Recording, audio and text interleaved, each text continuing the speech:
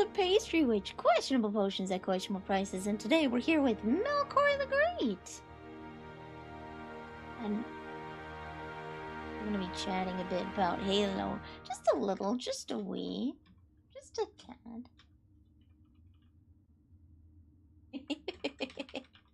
They go until we're tired. I have more stream stamina. The audio source, dang it. Discord, I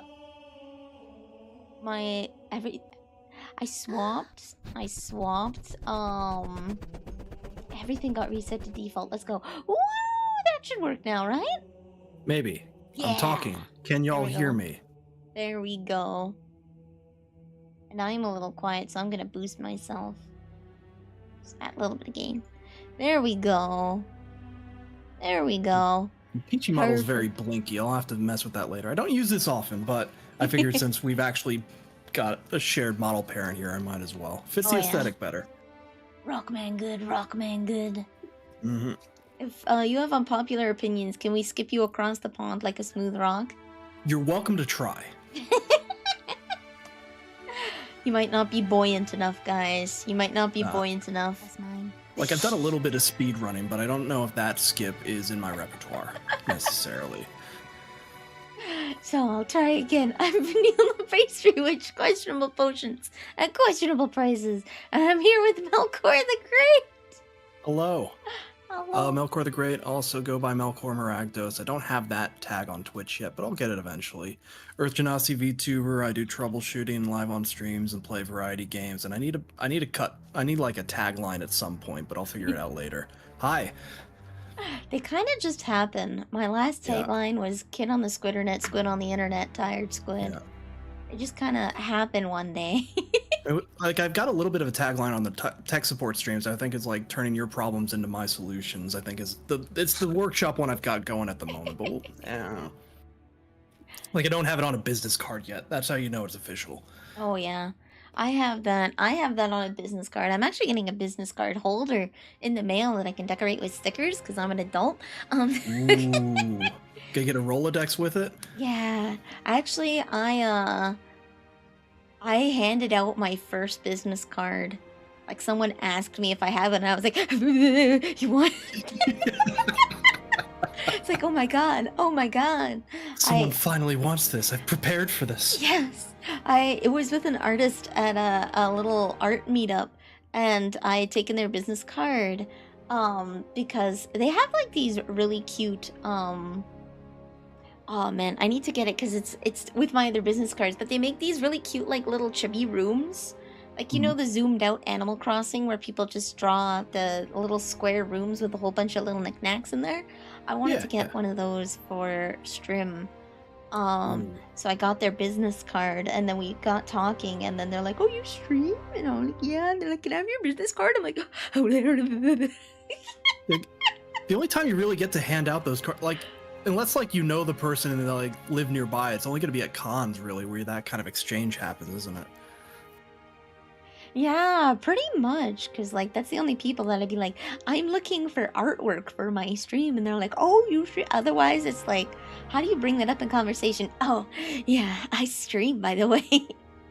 Go bowling with your friends, and the cashier asks you if you want cheese on your nachos, and you're like, oh, yeah, I stream. I mean, back in, like, the equivalent that comes to mind is that old Xbox Diamond card for, like, that Diamond Gamer card you could get that, like, supposedly would, like, give you, like, discounts at places, but effectively it just was a cool card that had your gamer tag on it, and that was it. That's still sick, though. That's rad. Yeah. Mine's somewhere, but I don't think it's in this apartment. Oh, that's okay. Yeah. It's expired by now, surely. What is that? That is soup. I was gonna say that's pregnant Cali Calico, but that is pregnant Cali Calico. That is. Yeah. I mean, the soup. It's a bit that they're full of soup, but, like, I don't know. Some of them might actually be full of soup. Like, the Bodega's got one. Yeah. See, if I do that, I have to draw, like, cookie crumbs all over my face. Be like, yes. Yeah. Munch, munch, munch, munch, munch. Full of cookie dough. Oh, Dankeschön. Oh, that's right. I forgot. I forgot. Yeah, Twitch is doing extra bits for this week or something. Yeah. Yeah, just like that. Just like that Danny emote Mockram. Yeah. What? Like 10%. It can do like a bonus as well. It does. Dankeschön, thank you for the bits. That's interesting. I'm surprised they don't do September. Oh my god, Koki has one too. Everyone has soup. Yeah. Soup for some, Praggers for others. I feel that. I've seen too many people that are getting baby fever on my timeline. Yeah. That's your forehead. Like, the main thing I've seen is, like, all the artists threatening to draw other people pregnant. As, like, yeah, keep insulting me. I'm going to draw you pregnant. Good luck. Very few have I actually seen the threat carried out, though. It's what's the term? It's like grandstanding. What's like brinkmanship? Oh, yeah. It's like no one's actually gonna hit the button until someone hits the button, and then it's all out war. Actually, fun fact: that was my first art commission. What? Wait, what? I was working at a lovely fast food joint that we'll call the Snow Princess, and I didn't bring any food. I forgot, and I was really hungry, and I didn't have any money to get food. So I asked a friend if I could get some stuff, and they're like, yeah. So I offered to doodle something for them, to draw them something, and they would get me the food. So that was my first technical exchange of goods and services for art. And they had requested pregnant Sonic. Shrek and pregnant Sonic. Wait. You drew mistakes into miracles? That's you? Oh my. It was traditional art too. I whipped out my my tools and I was like, I got you, homie. So I drew Shrek, you know like how pregnancy pictures are for people where these like just holding. I think I've seen this actual picture. That is why I'm like surprised here. Hold on. Well, it was traditional. I don't know if they uploaded it. Hold on, It was traditional art. That's not gonna be that. Because it was like it was a decade ago. Oh my god. It was like yeah, that's Shrek and Batman with Sonic as the kid, so it's probably not that one. It was those pregnancy portraits that people get where like the husband is holding the wife's tummy behind. Yeah. That was Shrek is the dad and Sonic is the mom with pregnant Sonic. Oh. Okay. That was the best burger I ever did eat. Okay. Yeah, that was my first. They paid for the whole meal, so like it works. That's how furry artists get by, and not even get by. Some of them make massive amounts of money off of those commissions. It's just, you have to be willing to draw anything. It's the ring. The one ring to rule, the one of many rings to rule them all. It was like 7. Oh, nice. Bungie likes that number. Good number. So that was my intro into art commissions, was pregnant. And it's only gone downhill from there. Nothing can top that masterpiece. The Louvre is like asking, when are you going to make another? I need to learn like gouache and watercolor and whatnot so I can make like a real fancy looking one that I can take to an art appraiser and get Furries are the real. I saw someone, I don't want to say complaining, because when you're an artist, this is your income, right? I don't want to say complaining, but furry artists are out of this world in terms of like pricing because their clientele is also very rich. So they were lamenting the fact that because of a poor placement in Artist Alley, they weren't able to sell as much merch. And they were selling $1,000 keychains. And by keychains, I mean like these acrylic keychains were the size of plates with a little key chain. Wait, like, who And it has wasn't even pockets custom, big it was enough to hold pre-made. those then? Right? It's like, yeah. Like, Well.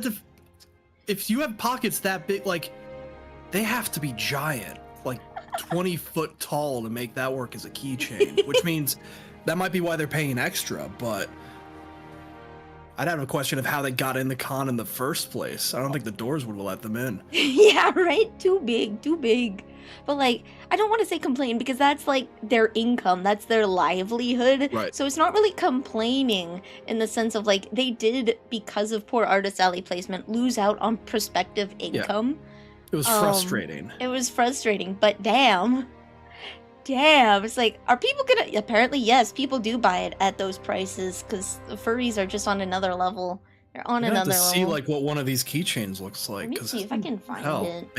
Maybe I do need to just focus on the art stuff then. Yeah, I've heavily debated it. I'm not gonna lie, I've heavily debated it. Let's Which see. is like going straight into furry art as like full time. I'd have to start learning because I have no experience. Hmm. I'm gonna look it up.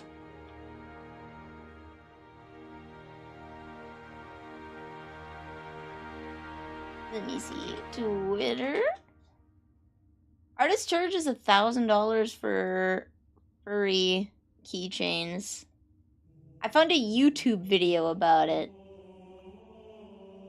Okay, that might show like the whole thing. Because again, yeah, it's not a custom thing. They're not making the keychains at the booth. This is just like some bit of artwork that is basically the size of a plate that has a small attachment on it sealed in acrylic. Yeah. And they're selling them for $1,000. There we go. Okay, I found the person. M4G55 Twitter.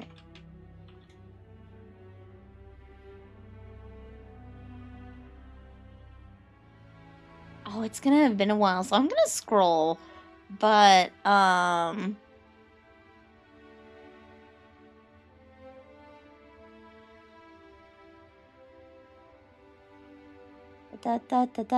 There we go. Here's the post. Never had this sales this bad at Anthrocon. I feel like the Artist Alley being pushed aside is tearing down my sales. Here we go. This is it. Okay. So you can see they have badges and like a keychain for like $450 and custom keychains for $1,000. Okay, them being Traditional badges makes a bit more sense. It's like that. This is what someone who's like not in their fursuit would like wear around their neck or something as like, this is my fursona, and like you want to have it big and acrylic so like it doesn't get stained or anything. Yeah. One of them has a keychain essentially. And it's like the size of a dinner plate.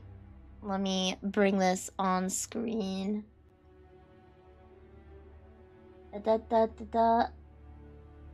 Here we go. Let me bring this on screen. I'm guessing part of it would just be like, this is advertising work they've done in the past, but it's mainly to draw in new commissions. Then they got like a QR code to, I assume, their commission page and everything. Yeah. Because like, I imagine getting like someone else's fursona as a badge wouldn't be something you'd normally do, unless like you were a fan of that person's fursona, and then you'd be like, oh hey, cool, I like that person, I want to get merch of them. Yeah. But it's probably a lot of custom work. See, it's the size of like a plate. It's the size of a plate. yeah, But yeah. you just have like a giant lanyard with that, and you just like, if it's too hot to wear the suit, then you got that to advertise yourself. Yeah. Okay. But essentially, yeah, I wonder what their actual sales were, but that was the post. Got it. From where your looks maxing, it may look like the furries are flex inclined, but the skibbity deal is cat was wrist.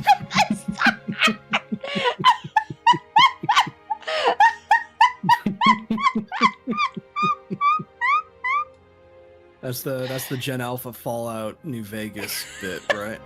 That's the skibbity. I don't know. It's No, YouTube yeah, poop. there's a- It's modern YouTube poop. Yeah. Yeah, if you're gonna get mental scars that won't heal, might as well charge per wound. He has time to learn how to draw knots. I Yeah. mean ropes, children. Vegas intro, but it's brain rot. Here it is. Oh, okay. I can put I that think up. that's it.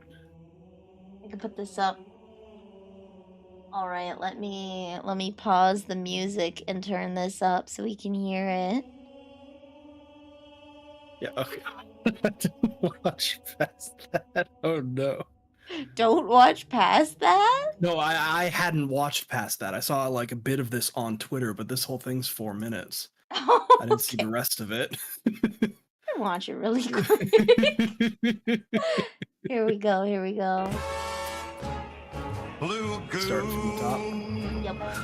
Tell me You why. saw me Okay. mewing. 3, 2, 1, go.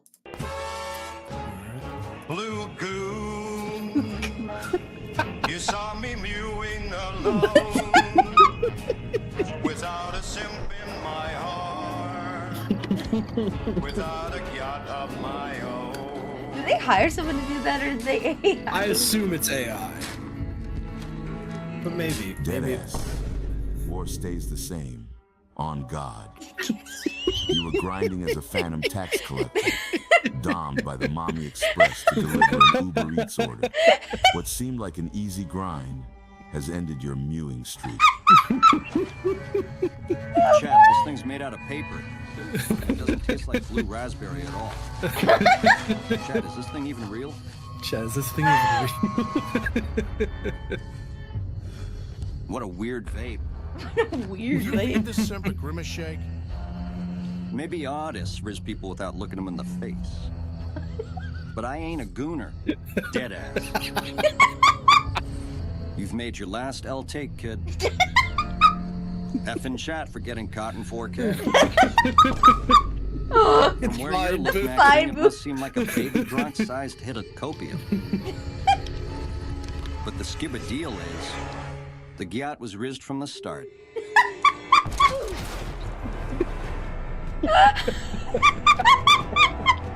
This relates to Halo, I swear. Oh, yeah. Get right to New it. Fugazi.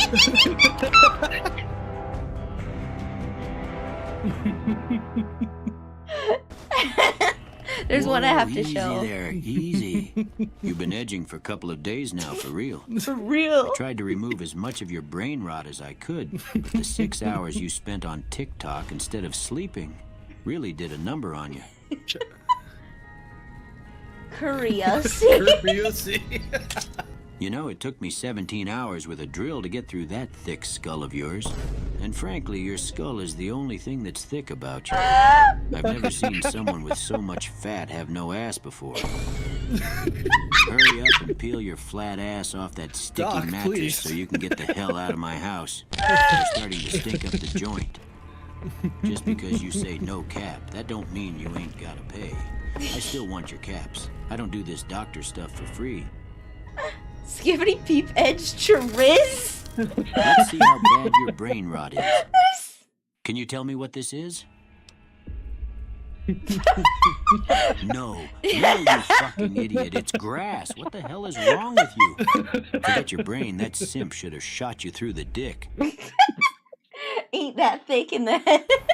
Hey everyone, it's CJ Mattis. What the hell are you doing in my broadcast studio, Rizzler? Sorry, Mr. New Vegas. I just needed to borrow it real quick. I wanted to ask people to subscribe and maybe check out my other videos. You know, That's it's, what you call a self-promo?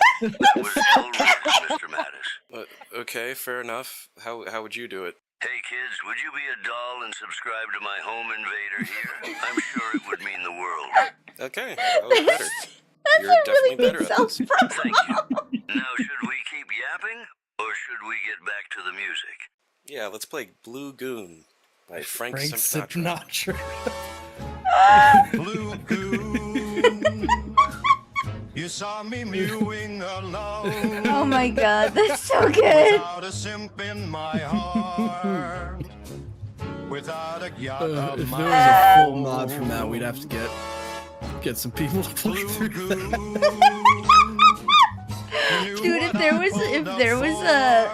was a brain rot voice mod that changed all the lines, oh my, that would be the project of a century. Yeah. There's one I want to show you that is Halo related. It's called Did You Mod Resident Evil 5? Oh. No. Did you mod my copy of RE5? No. All right, guys. This one's Halo related. Just play on controller. Okay, but it feels different. There we go. Wait, why does she look not like her here? What the fuck? What? Yeah, she does look a lot different all of a sudden. She does. She's got Sheva. She looks like Tomb Raider. She looks like Tomb Raider. Did you put a fucking mod in this? No.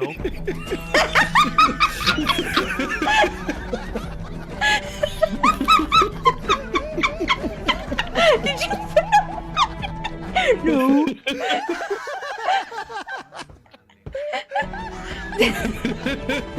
Every time he's on screen, it plays the music.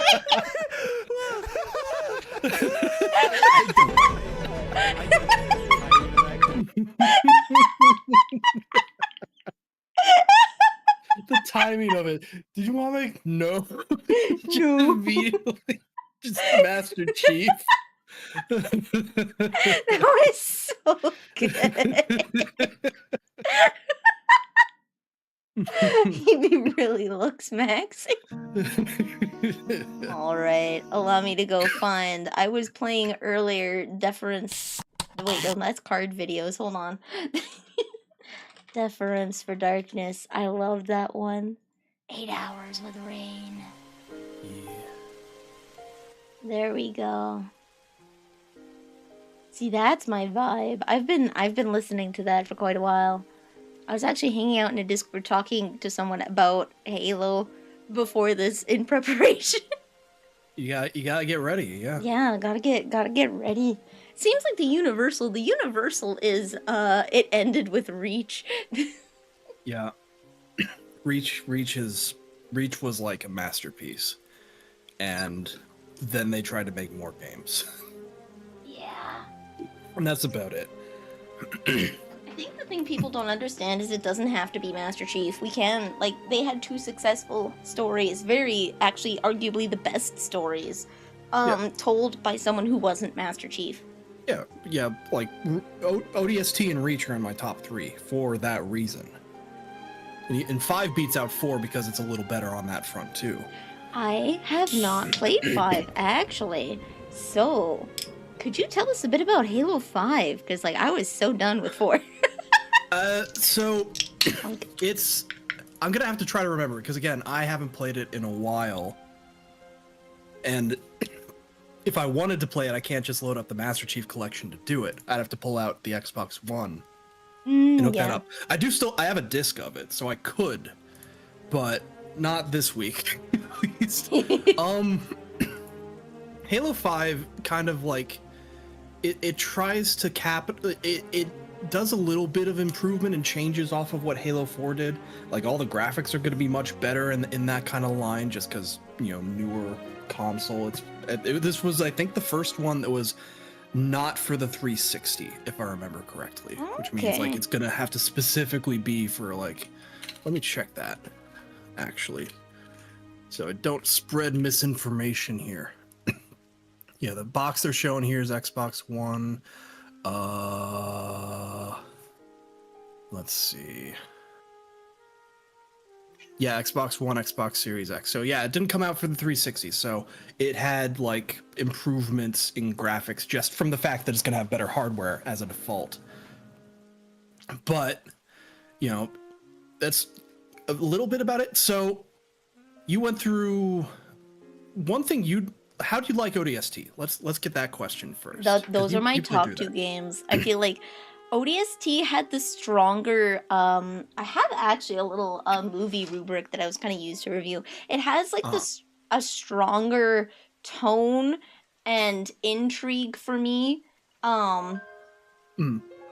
It I'd say that Reach and ODST are kind of equal. I enjoyed playing ODST more for the duration of the game because it was like a really unique take and the soundtrack was like amazing.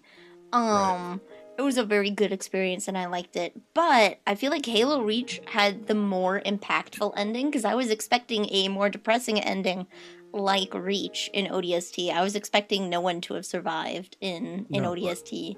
But ODST was like a successful story, despite all the devastation after, the slip space rupture in New Mombasa.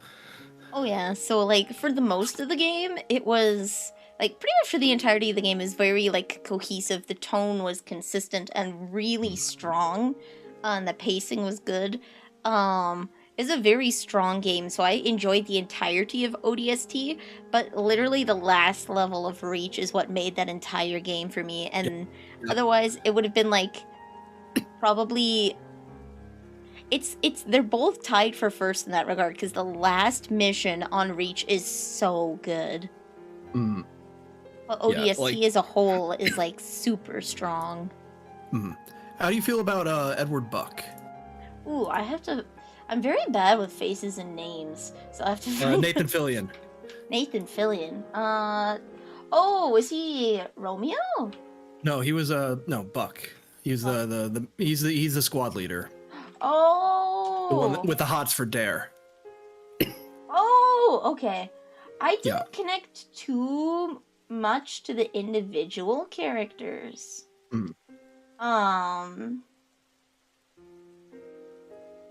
I didn't connect too much. That was the 2010s divorce plot, wasn't it? Yeah, very much. Yeah, that was that plot line between Buck and Dare was very you could tell when the game was made.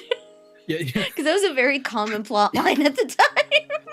Yeah, so the reason I bring up Buck is that he, after his stint with ODSTs and the fall of the Covenant and all of that, ended up joining up in the Spartan 4 program. Oh.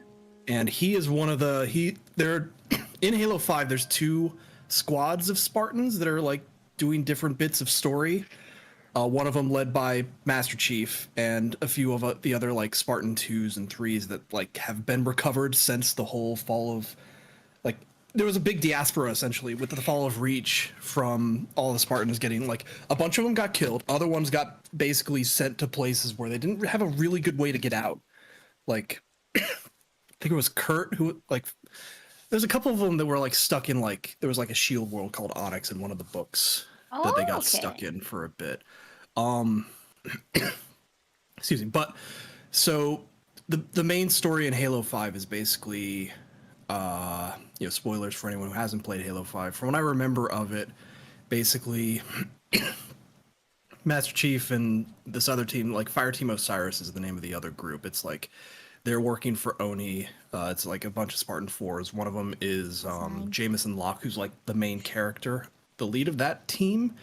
And Buck is one of his squad mates on that. He basically makes a reappearance. Yeah. So he joined up with the Spartan 4s and ends up getting deployed with this Fire Team Osiris as a part of it. Okay.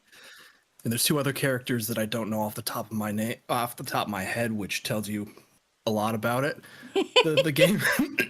Like, I've got the wiki pulled art, so that, like, Buck is the, like, Osiris, like, Locke is new. I think he shows up maybe in some of the books, but Buck is like the main person they brought in to be like, oh yeah, you remember this guy from ODST? He's back. Let's go. So, like, you get to play as Buck for, like, if you're like player 4, I think, in that setup, but that's kind of the main carryover. But I don't remember the story at all. I just remember Cortana's going rampant. She's like gained control of like various like sentinels and is trying to fuck shit up for humanity. Oh. I think Chief is trying to save her. Osiris is trying to stop her, and there's like a little bit of conflict there. Okay. It's kind of the main thing. The elites are involved. There's some not so subtle, like dealing with like what is it?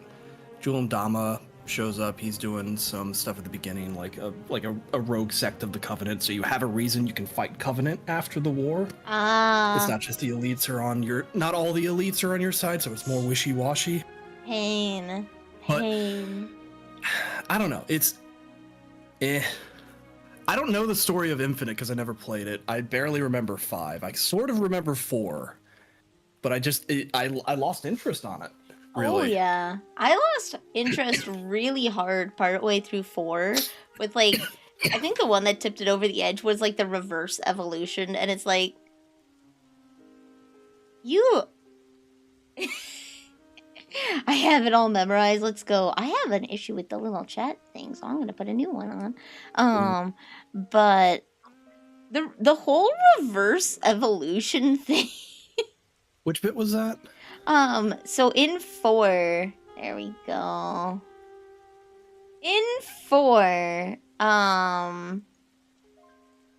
there's this whole thing with, the diadact where like the humans, the whatever the proto-humans were called, were running away from the flood, and they had to purge entire planets when the flood came, because like you cannot stop the flood, right? Oh, these were like some audio logs and like video bits you found during the campaign. That you found during the map, and I don't think those were in the initial release. Because when you ran into those, I didn't remember those at all. And I was like, where the hell did these come from? So either I didn't seek them out, which I doubt, or they were added with the Master Chief Collection version. They might be added with the Master. Let me look that up. Like Halo Combat Evolved Anniversary, the Halo 4 campaign contains animated terminals accessible to the player, showing depictions of the human Forerunner War and the Forerunner Flood War from the perspective of a didact and the precursors. Yeah, so I don't remember those being in. It was really dumb. They had this thing. I might be wrong. They had this thing where like. So they finally captured the leader of the humans to find out that, it was the flood, and they were purging planets, so they were killing their own as well. It wasn't just them killing Forerunner planets, they were killing like everybody, because that was the only way to stop the flood. And so the diadact was like really mad, because the Forerunners this entire time thought that it was humans being mean, trademark. Because for some reason nobody communicated that it was the flood. This information never made it out. They just killed people, which is another interesting thing. That's like, how if they're fighting each other, they have to have contact. How at no point in this war did anybody explain what the flood was? Like they can do faster than light travel, and they can't communicate. Yeah, they can't communicate long distances. Like, they had interplanetary communication. And so, they decide not to kill everybody. The librarian and diadact decide to de-evolve humans. Evolve them backwards to the time of the Stone Age. And it's just like, that's not how evolution works. Evolution doesn't make you smarter. That was the invention of written and oral history. Yeah. Written history is what launched us out. Like, there was some other supplementary material. I remember, like, you watched... Have you seen The Matrix? I have. Have you seen The Animatrix? I've not seen The Animatrix. The Animatrix is a compilation of, like, short animated stories tangential to the Matrix. Like, the big one is like, the first ones are a part 1 and 2 that basically explain how robots and artificial intelligence came to be, how they became like the slave race to humanity, doing all the work for them. They're eventually like civil rights fight for the right to like self-determine and like exist outside of being slaves, and then the whole war between humanity, where like humanity blots out the skies. Robots have to like go less like the original robots kind of like they're the simulacra of humans. They're like bipedal robots you'd expect, but as the war goes on, the robots drift further and further away from that kind of vision and go more towards like insectoids and squid-like forms, not human. Yeah. And so there's 2 parts that deal with that backstory, and then there's like 7 others that tell various stories, just fleshing out the whole Matrix universe. Oh. So there was something like that for Halo, whose name I forget. I'm trying to find that. What was it? Halo Legends. Okay. Is, in 2010, basically military science fiction anthology film. And it covers a lot of things. I think one of them is talking about some of the early bits of like before the Halo ring fired and all of that. I'm remembering it correctly. What was it? So, yeah, like there's a short story called Origins that deals with basically the history of the Forerunners. And like, if I remember, part of that is basically a lot of intelligent species got like their genomes mapped, and so in the event of a Halo ring firing, there would be ways for them to like basically reproduce like a breeding population of that race on their various planets. Okay. And so if that's how I remember it happening in the lore, and it feels like the way you're seeing it from the terminals you saw in Halo 4, they changed it. There's been a retcon. They changed it so that they specifically used the phrase like de-evolved or something like that. And it's like that's not how evolution works. They de-evolve them, and you see the Diadact and Librarian looking out at like what's supposed to be like the beginning of an agricultural society, right? They have straw huts. They are in a field of grain, right? They have an agricultural society, so it's supposed to be like Arcadia. Yeah. And they're like, we de-evolved them, and they'll have to grow and learn again, and the Diadact isn't happy. He's like, we should just kill everybody, and the Librarian's like, no.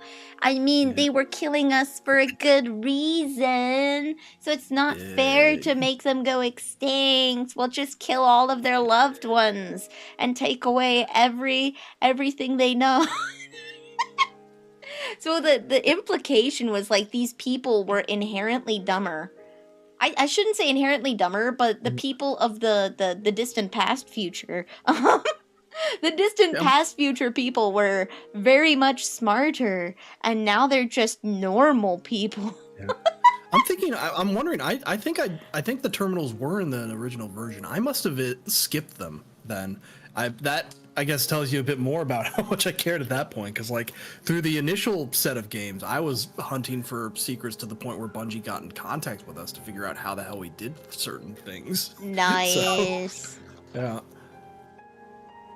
My chat isn't loading, so I have to. This is probably because I didn't restart my computer. I should have restarted my computer. Treat? No treat! Treat? No treat! They have like a separate like Windows account for streaming and normals and like just general other stuff. My computer doesn't like being awake. Trademark, just like me. Woo! That's mine. So it's a little. I put it on sleep instead of restarting it before. I should have done that.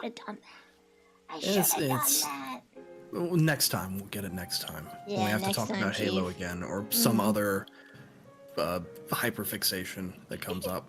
Oh yeah. Yeah. Like, if I actually kept up with Destiny, I could probably talk about the same amount there.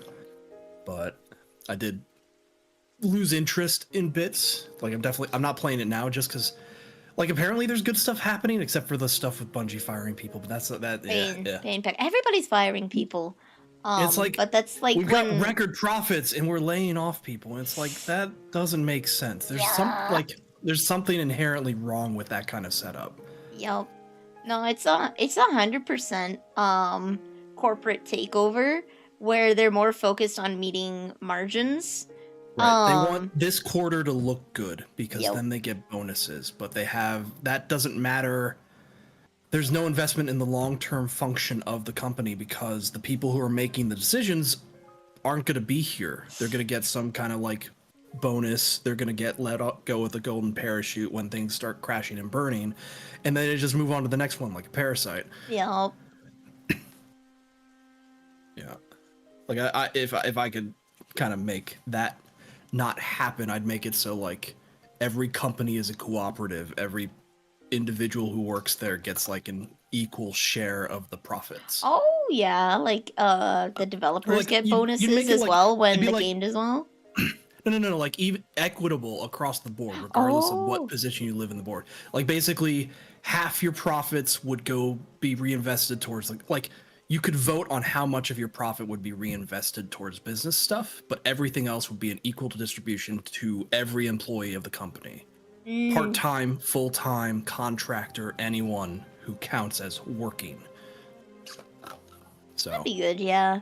Because I think the big thing is, like, developers don't really get bonuses for doing their job, and they're the one making the actual product. I think people Right. forget that, especially in the business side. They're so focused on marketing and getting day one sales, they don't actually care about the product, because they know that, like, all they need to get is the day one sales. Because that's going to be where a majority of their income is. So that's why people have done like review embargoes where if they know their game is bad, they don't let people review it so that you can trick people into buying. trick people into buying it, yeah. And the developers don't get the time that they need to make the good game that they could make, like what was it, Hi-Fi Rush? They made a good. They took time. They made a great game, and it It's still wasn't good fantastically enough. reviewed, and then they just got rid of the studio. But thankfully, someone bought up the rights. reacquired the rights and are gonna do sequels now because they know Nice. that like people care about it, and they like that people care about it, and they want to do that. Yeah, that's the hard thing when it comes with like any creative endeavor. Like you can see the rot in Disney as well. Yeah. It's very obvious in the movies that like they have a formula. They figured out that like Tangled and Frozen made a cookie cutter formula. Right? They had an old formula where they had like their Disney Renaissance and then they had some bad years because they kept trying to reapply this formula and it wasn't working, the traditional Disney princess formula. Then they made a new formula with quirky main character and it's been Emperor's New every Groove. single movie.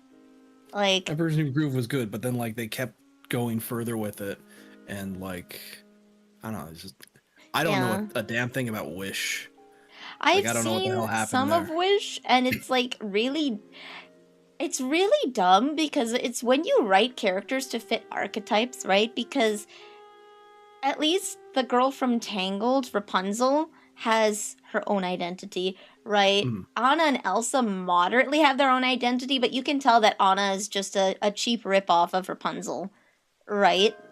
But she still has her own somewhat of an identity. And then you get Moana, and then it's like, oh, I see. Okay, we only have one character now. And then you get Wish, and it's like, are you even trying? Yeah. It's all the same character base. They have a template, and then they just switch a couple of the details, and we're supposed to be like, yay, trademark. And like, people keep buying it. Like Disney is massively powerful as a result. Yeah. Though part of that is them making copyright law. Yeah, pretty much making and breaking copyright law.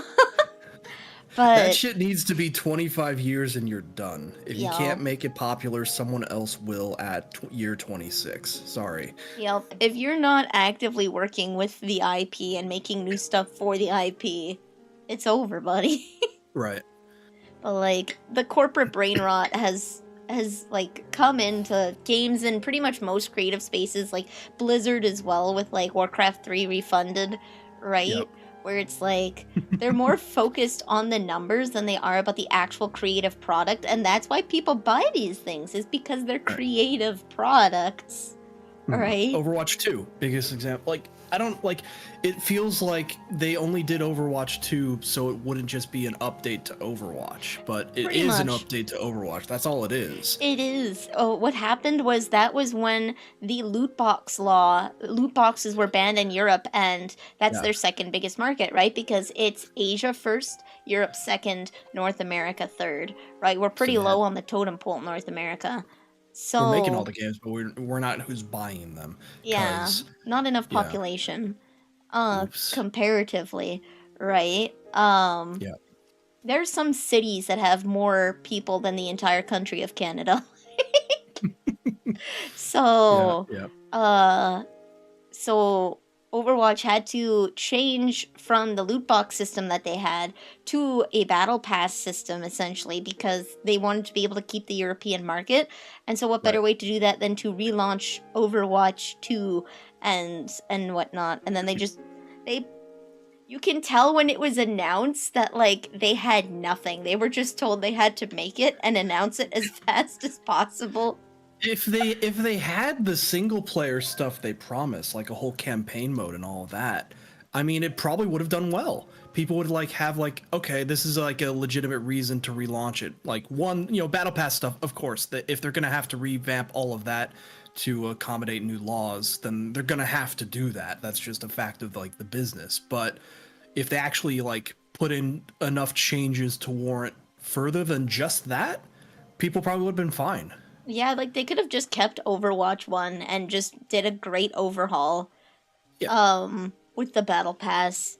But do like an episodic thing where they're like they just weekly do like monthly they have like a new campaign story or something. They add it. They don't have to do it all at once up front. Just release it incrementally. Like Halo 4 actually did something like that. I don't know if you're familiar with Spartan Ops. Are you? Oh, I played a little bit of Spartan Ops. Yeah, so when Halo 4 launched, that wasn't all available at once. That was like every couple of weeks a new mission would come out and you get a new cutscene to see what Fireteam Maverick was up to, I think. Was they were the POV characters for the cutscenes, but you were Fireteam Crimson when you were actually doing it. Like you and your buddies playing the actual missions. Okay. So like you get like these weekly setups and to see what happens every couple of weeks. It was neat. Yeah, I played through some of that just to see what the story was. Because like there's a lot of stuff to follow up on. The Covenant have broken up. Sangheili are trying to figure out how to move on when they're not being subordinate to the Sanshayum. And like there's gonna be friction there. Humanity's coming out on top in like a World War II style America, where it's like they came out on, they've got all of the resources and they've got this new set of technology to experiment with. They build the UNSC Infinity as this massive flagship, and it trumps anything the Covenant have. Yeah. Oh yeah. It's just like they have to like deal with that. Like they have to introduce some bigger threat, which is where they pull the Didact from. I didn't like the Didact story. I had notes. Oh man, I had notes. Yeah. Oh, where did I put my book? I have too many books on my desk. I have like 50 bajillion books on my desk. I've got like 4, and 3 of them are Encyclopedia Eorzea 1, 2, and 3. I have my VV planner. I have my new dotted notebook that I made my rubric in. I got a sample of my new merch, and it looks it got cut off because it wasn't sized properly, so I went and fixed that. But that's why you order samples, right? Yep. So I get the crappy one. It's limited edition. Yeah, there was like Kason got like a mouse pad one time, and she didn't order samples beforehand, and when they came out, they were like double the scale that she was expecting. So it was booba mouse pads that were basically like filling the desk. You could use them as a pillow. Let's go. Which I mean, I think they sold well still, but I have my old dotted notebook. I have another dotted notebook with a hardcover that I'm going to be transferring my game notes into when I'm done with the game so that they look pretty, because I like making pretty notes. I have my diary. I have a Hardy Boys book. I have a Robert Bateman 8.5 by 11 sketchbook. I have a lot of books. I like stationery, okay? Someone claimed your shake. No, that's mine. It's iced coffee, and you have, I believe, mocha. I'd have to check the filing, but okay. Don't know if I've had a mocha before. Usually, if I'm going for like, I don't drink coffee. Like, I have a friend who's into espresso, and they occasionally get me to try it, and it's like, eh. But if I'm going for something caffeinated, it's either Gamer Subs or like tea at this point. Oh, nice. I have tea. If, like, yeah. That's fine. At the end of the stream, all of our cake is gonna be gone. It's gonna Bastards. be gone. Not the cake. I had like notes, right? I wrote some down, because I went on a rant after Halo 4, because I was just like, oh my god, what was this? That's also where my Borderlands notes and Fallout notes are. thoughts. I have thoughts and feelings. It's just, where do I store these? I have too many books, guys. I have too many books. You can store them in your head as well, though having notes is helpful. Notes is helpful. Sure. It is helpful, because it has been a hot minute. But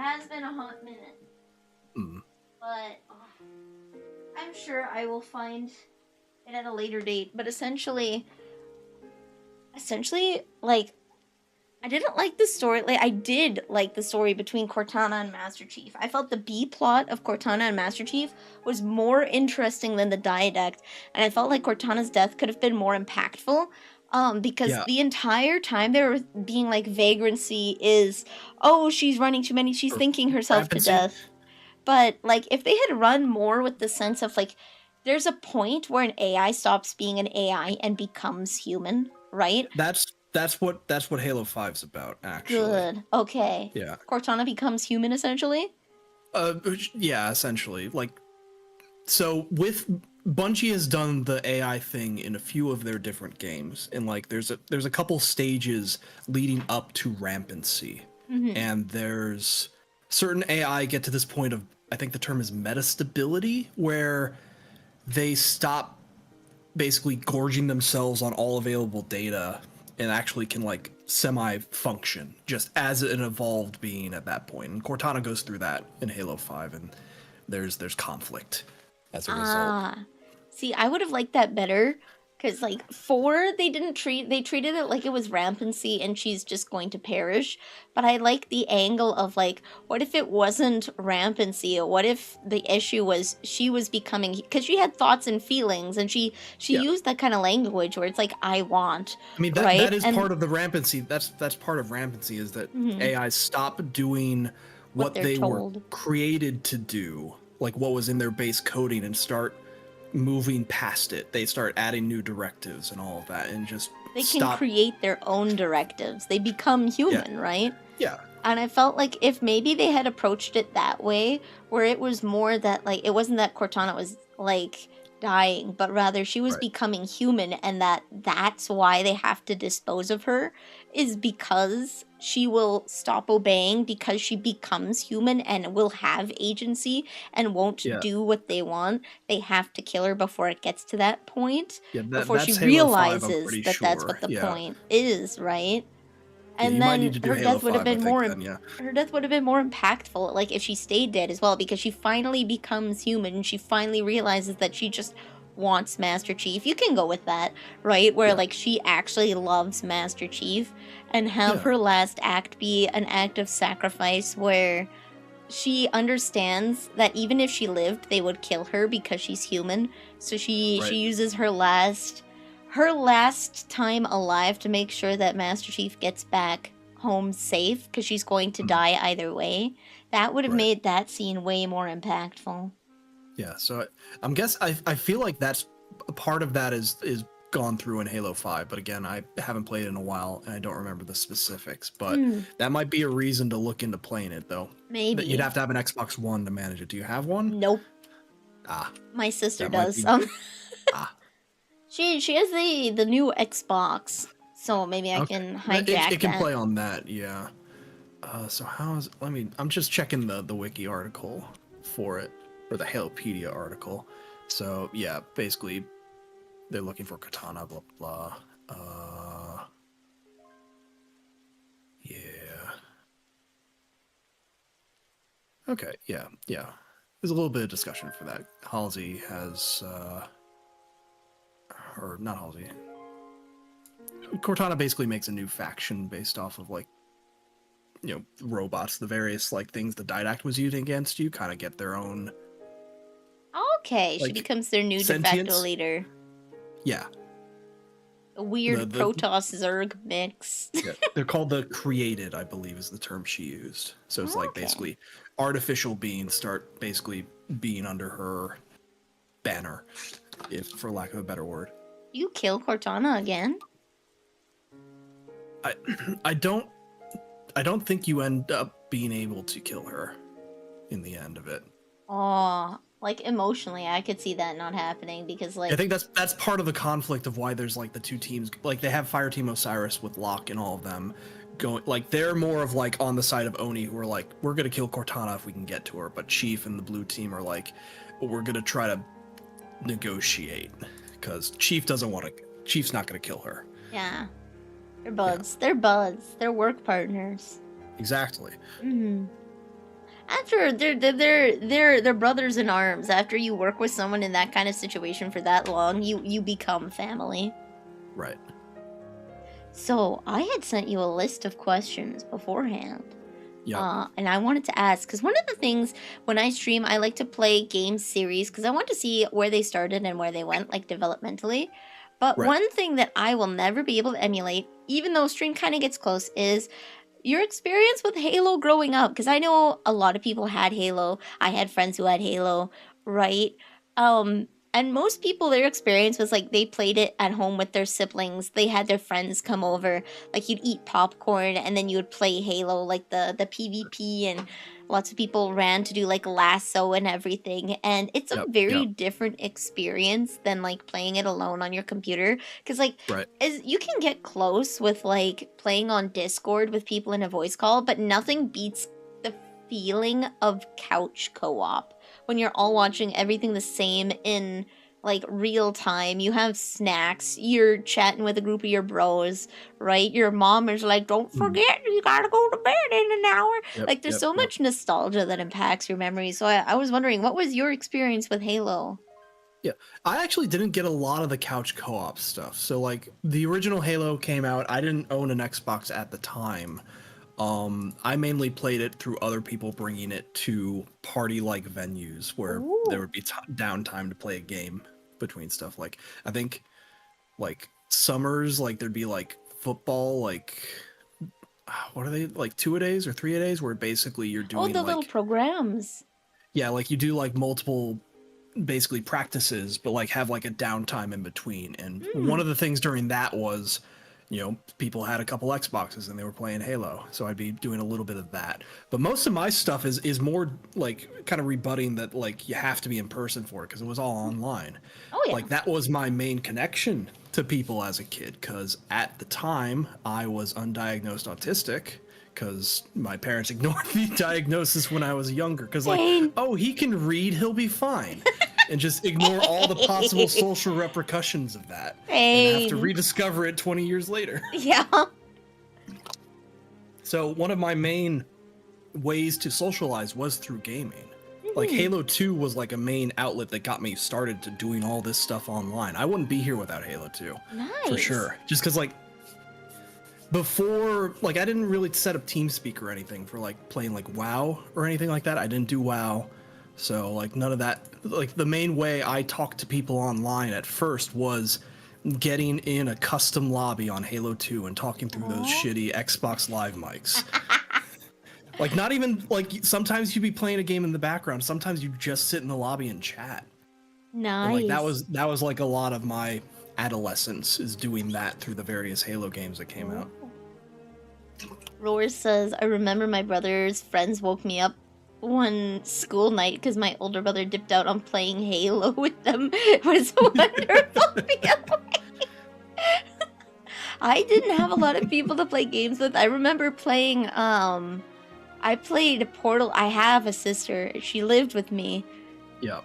I insisted on playing Portal 2 co-op alone. I got like halfway through it alone, like managing both controllers.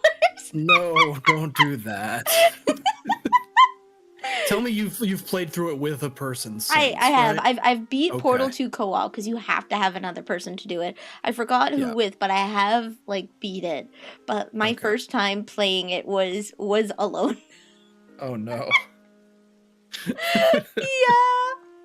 So my playing games with friends was like my friends come over and play Mario Party. We make soup and we played Mario Party, and that was my couch co-op experience because I didn't really play co-op games until I got a PC. Yeah. A lot of my Halo stuff is mainly online, but I did have some experience doing like showing up in person and playing a video game. Most of it was DDR and various like Rock Band and its various like Guitar Hero and all that. Nice. Rhythm games were like the main outlet I had for that because I was the kid who had a little bit more disposable income and like the hyperfixation to have all the peripherals. So if someone was doing a sleepover, I was like, I had to be invited because I had all the stuff. That's cute, but also a little sad. A little. Yeah. I have a friend who was.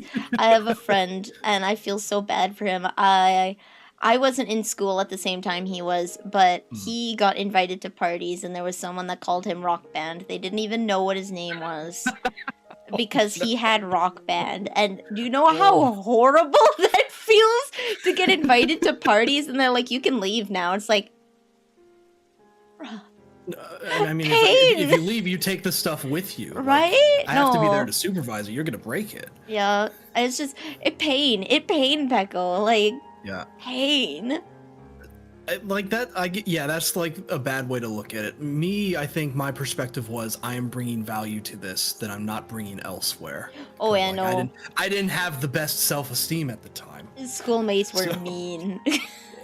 His schoolmates were mean. Every time I knew I'm getting screen peeked, I farted so they lose focus. I did, yeah. There was one couch co-op experience I do remember a little fondly. So because of stuff we were doing with Halo 2 and breaking and stuff, we had some kind of some contact with people at Bungie, and we got access to the Halo 3 alpha. Oh, nice. To do basically some netcode stuff for it, because like we had found ways in Halo 2 to, like, for lack of a better term, break the hell out of the game. Instigate memory leaks, break through all the barriers they don't want you to get through. Even to the point, like, in more recently, like there's a trick I was getting kind of like refreshed on called arbitrary unit possession. Oh. And in the base game, in Master Chief Collection, you can do this. In Halo 2, the way it handles spawning enemies is in like a campaign level. It has a list of every object in the game and the order it's gonna spawn in as you progress through the mission. And so when you get to a certain point, it's like spawn object 5, spawn object 6, spawn object 7. And there's ways to manipulate that in co-op where you can make it so you get put on the list, essentially. You're when a co-op person dies, they're basically put in the queue order to be like, hey, this person needs to respawn, put them as object whatever, give them a number. And if you can manipulate that number in a certain way, usually by, like, basically you have to be very careful about, if you're trying to aim for a specific object, you have to be careful about basically anything that changes a number in the game. AI shoots a bullet, that decrements a number somewhere. You shoot a bullet, that decrements another number somewhere, and that's going to change what value this ends up being. But in certain circumstances, you can make it so you spawn as the thing that was going to spawn at that number instead of like an actual player model. Yeah.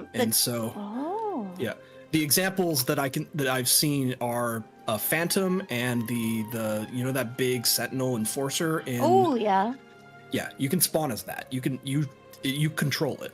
Oh, that's cool. So you don't trigger the enemy response, do you? Because if you respawn as that, it wouldn't register you as a player, would it? I think I forget how it goes on that far. I think the enemies will still see you as not friendly. It's just you, instead of spawning the entity that is player 2's model, it spawns you as this thing instead. Okay. Interesting. Yeah. So like breaking that, like we ended up like, after that, Bungie had seen some of the work we had done on that, and we got in contact with one of the multiplayer like AI directors for the time. His name was Max Dickoff. I don't think he worked for Bungie at this point. I think he did a brief stint with Blizzard as well, but I forget what he's doing right now. He's still in the industry, but we got access to the alpha because of that. And what that meant is when that and the beta I had access to as well. But when that meant when the actual game came out, there are people that were getting that game and experiencing it for the first time, while I had so many hours of practice on all of the multiplayer. Hey. Which means when someone at a party had Halo 3 going on, it was like doing some multiplayer stuff. I was like, yeah, I could play. And so we had like 5 or 6 people in that match, and score goes to 50 on deathmatch for that. So I had 50 points. The next person had like 7. Ooh. It was absurd. Pain. It was like I had played it. I knew where all the weapon spawns were. I had been familiarized with all of the guns and all the gunplay, how they react, how the new bloom stuff works, and it was a massacre. Hey, Freckles. The only thing I've ever kicked ass in is Mario Kart. Hey, that's something. That fulfills the couch co-op stuff. And the original portable console of the GameCube that has a handle on the back so you can carry it places. Did you ever have the like 3.5-inch LED screen? Thing for the GameCube? I did not have that. So what I had was in my room, I had a little, I think it was like 7-inch or 9-inch CRT TV. That had a little DVD player at the bottom so I could watch movies, and then I could plug in my GameCube. And I have this windowsill. All of my stuffies are sitting on there now, but I had like a blanket and a pillow and my TV up there, so I just sit in the windowsill and play. I'd play Majora's Mask. Yeah. That's good stuff. I had there was a little LCD screen that some third-party company made for the GameCube that would basically it had like a hinge attachment. It would fold on top of the GameCube, kind of be the same size as like the cube top of it. Oh, to be like a little DS kind of flip up screen. So I had that in like a car battery like plug adapter. And we're like on car trips, if we're like going to like grandma's for Thanksgiving, I'd be able to play on the GameCube with that. Nice. Oh, I just remember we had a little DVD player in the roof of the van, and we only had the Pink Panther like animation DVD, and that was the only. So anytime there was a long trip, all we had to watch was the Pink Panther. I never had a car, like our family didn't have a car that did that, but I remember being in a car that had that, and the only time I can remember seeing a movie on that was Shrek the Third. That's a good one. I don't remember why I was in that car, because I don't think we were even driving. I think I was like waiting for my parents to pick me up or something from a thing, but like they hadn't gotten there yet. Something delayed them. This other family basically watched over me until they showed up, and we just watched Shrek the Third in the car. Let's go. Not the best Shrek movie, but a Shrek movie, a movie of all time. All right, we have thoughts and feelings about Halo here. Right. Have your opinions changed as an adult, like going through and replaying them again? Like, were there anything like nostalgia wise that you're like, oh, this wasn't as great as I remembered, or oh my god, this is way better than I remember it? Like the strongest feeling on that, Halo CE is a lot worse than I remember. Just because all of the later games fixed the stuff that was not great about it. Okay. So going back to Halo CE is a slog as a result. Just because, like, not all the weapons are great except for the pistol. And, baby. Vehicle physics and the driving controls aren't fantastic. The Warthog's a lot harder to control. The Ghost doesn't have a boost. Getting in Banshees is hard to draw. It doesn't do the flip stuff as far as I can recall in my recent playthrough of it. The Scorpion is impossible to control and shoots so much slower that it's pain. Yeah, it takes like 2 or 3 times as long to do anything in the Halo CE Scorpion compared to the later games. It's like single stick driving. Like you can go forward. It's only going to go forward where the turret's pointing. But with the twin stick stuff in later games like Halo 2, you can drive sideways. You can drive forward but aim sideways at the same time. Yeah. And you have to be pretty precise and careful about it, but it can go to the side. You can't do that in CE. Pain, that's right. Mm-hmm. So like that, like I didn't start with CE, thankfully. I had to go back and do it with like the anniversary release because like okay. I just never owned the original. I started with Halo 2. Okay. Story-wise, have your opinions stayed the same? Have they changed? Story-wise, I think it's mainly stayed the same. Like the base Halo trilogy is a good tale from beginning to end. Having the cliffhanger of playing Halo 2, saying that Chief's gonna finish the fight and waiting a few years before that fight gets finished is a whole different beast than me doing the playthrough recently where I streamed Halo 2 and then like streamed Halo 3 like 2 days later and finished the fight. So like a lot less time waiting, but I didn't have Mountain Dew Code Red on this recent playthrough, so it's not so like the older version would have been better for that alone. Because like when Halo 3 came out, I went into like the basement of my childhood home, set up on a CRT screen with an Xbox 360, right out of school, like the Friday it came out, I think. Oh. I forget what was Halo 3's release date? Let's see. It came out in No Game Review? September 25th, 2007. What day of the week was that? Friday. Was...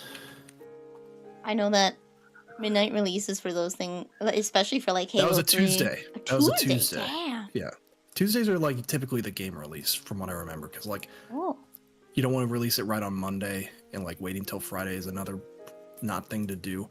I forget the reasons for it, but Tuesday usually comes up for that. So that Friday basically, so it'd be September 28th, I guess. Okay. I picked up a 12-pack of Mountain Dew Code Red, brought Halo 3 down in the basement and set up and did the entire campaign for like 8 to 10 hours from start to finish. Oh. Like only stopping for bathroom breaks. And that was an experience. Hell like yeah. you know the jump onto the autumn at the end there. Yeah. And getting through like that whole escape sequence is crazy when when it's new to you and you're fueled on like several cans more caffeine than you should be trying to finish it out at 1 or 2 a.m. Yo. Yeah. Combat Evolved has a lot of little tricks to learn for movement that feel great to learn, but it's not tutorialized. I see. Well, see, this was the allure of old games, was not everybody had access to the internet, so you just sit and you couldn't get games all the time, right? Because games just weren't coming out all the time. So you had your game and you sat there and you just learned everything about that game. Yeah. You had to. That's probably why we spent so much time breaking the shit out of Halo 2. It's just like, okay.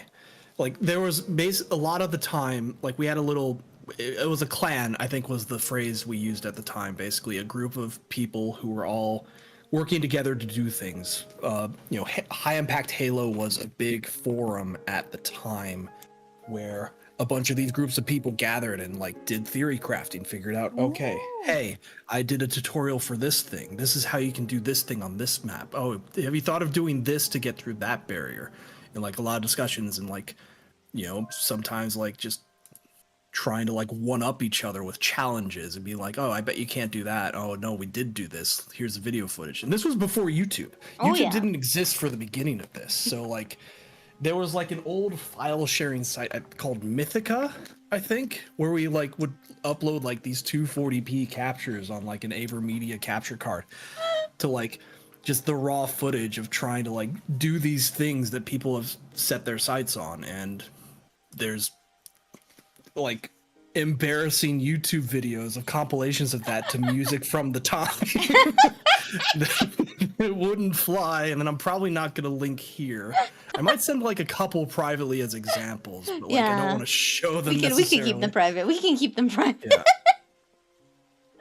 But yeah, many hours of my adolescence spent doing that, from like mid high school to through college, and even a couple years after when I started nice. working. All right. Yeah. Can you rank So, the yeah. Halos? Halo in Reach is your- the best. Halo Reach is Okay. the best. I You know, should just- probably do it's, that. It's Bungie's last game in the series. It fixed anything that was broken about their previous iterations. It took all the good stuff from each of them. It has, you know, you're not playing as Master Chief. You get that like squad feeling that you got when you played ODST. You get all the cool weapons from all the various games. You introduce a couple new ones that you don't. They have the excuse to use them because this is like early on in the Covenant War. This is stuff like they're bringing with like their top fleet as opposed to like something ragtag that came about later. You know, you're dealing with a what is it? I mean, like, you know, it's all Pyrrhic victories down the whole play of it, because you know no one's getting off that planet except for the Pillar of Autumn. But you still get to see how it's done, and you still get to like have victories here and there along the way, save as many people as you can, and you relate a lot more to Noble Six because you get to they basically are you get to pick how they operate, what they sound like, what they look like, because they're customizable characters. The first time like Bungie did that, I think, like, yeah, it's the only time in the Halo games as a whole where the POV character is customizable. In all the other games, it's gonna be some previous set out squad, because like Halo CE, Halo 2, Halo 3, you know, player 1 is always gonna be the Master Chief. Or the Arbiter for the bits of Halo 2 where you're Arbiter. For Halo 2, you only had an extra co-op partner and they're just a clone of you. Oh. Halo 3 added 4 people and made them more varied, because you'd get, you know, player 1's Master Chief, player 2 is the Arbiter, and they added 2 new elites to fill out 3 and 4 that have their own backstory stuff and a few of like the novels and other things. ODST, like, you get a little bit, like, there's not a lot, like, the Rookie doesn't have a lot of customization because all the ODSTs look the same except maybe like a different stripe on the shoulder. But with Reach, you get to pick everything. You get so many armor customization options. Like, playing the multiplayer part was more rewarding because you could get new stuff unlocked. Like, Halo 2 had like a little bit of, like, the main customization on Halo 2 was picking like the armor. You could pick the colors, and you could pick like an icon, like a sigil of sorts Okay. that you could customize. Halo 3 let you play as a Spartan or an elite. Everyone did Spartans because elites had fucking huge hitboxes comparatively. Oh yeah, that But, like, would it be a would change strong where debuff. it would change where your head is, which can be advantageous depending on how you do it. But either way, it's just, you know, not a lot. You can, like, there were a few armor options you could pick, but you were limited to like just those few. And I think the main allure on Halo 3's end was there were a couple pieces that people didn't know how to unlock at first. The recon helmet and the Hayabusa body piece, which basically put a katana on your back. Ooh. To get the recon helmet, you had to get every skull in the campaign, and most of them were found early on. But the last one had like some arcane lock condition to make it show up. And if I remember correctly, I forget which skull it was, but on, you know, that bit in Halo 3, the 7th level, where you're on the Ark, you're assaulting basically the control room where they can activate all 7 of the rings. Truth is doing that thing. You're almost too late. The Flood ally with you and take you along that long bridge that has like projections of all 7 of the Halo rings. So if you play through that and like clear out the enemies and just kind of like tone down the ambient sound, and you go near those Halo rings, each of them is humming with a specific note. And if you jump through the rings with like the last 7 notes of like that Halo Gregorian chant, it spawns the skull. Okay. It's like, You find like you have to jump through in that order to make it show up.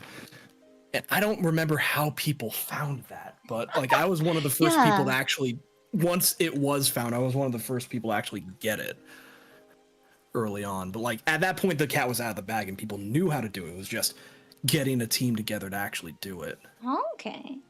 Reach's creative director still holds it highly. The only thing he's changed his mind on is he thinks non-ability gameplay aged better than armor ability for multiplayer.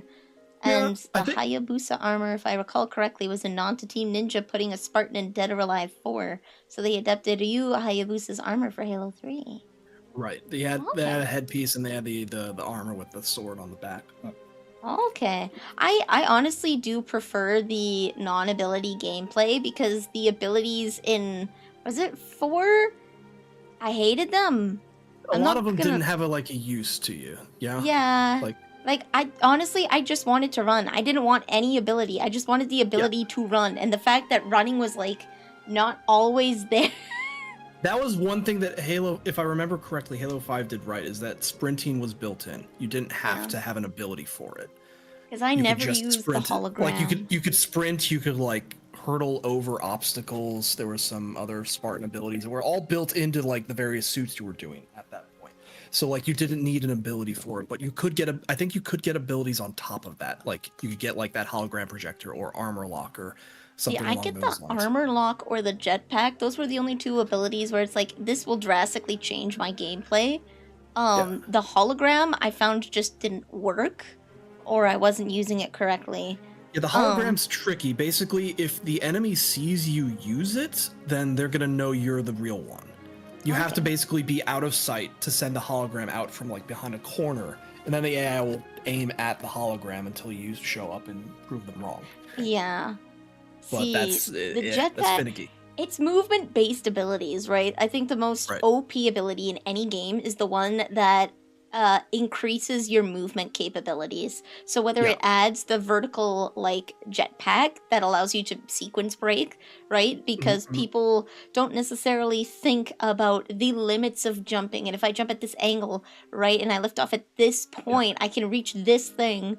And then sprinting, right? The ability to traverse large swaths in a short period of time, right? Is why getting on a vehicle is so busted because you can just literally dodge the bullets. Right. Yeah, I have a different preference on the armor abilities just because not we did a lot of tricks, glitches, and launch stuff, and different armor abilities were helpful with that. Jetpack was a godsend because in the games before jetpacks were a thing, launching a long distance had to be way more precise.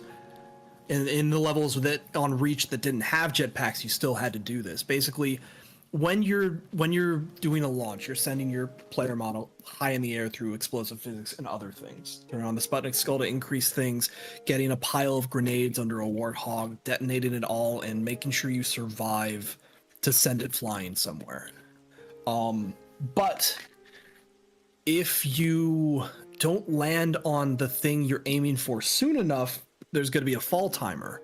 It's about as soon as you're going downwards for about 2 seconds, if you don't interrupt that downwards momentum with something, you just die instantly. It's going to kill you regardless of where you're at, which means launches at that time basically had to make sure they couldn't. If they aim too high, you're going to die from the fall timer. They aim too low, you're not going to land on the surface you're aiming for. So you had to be very precise.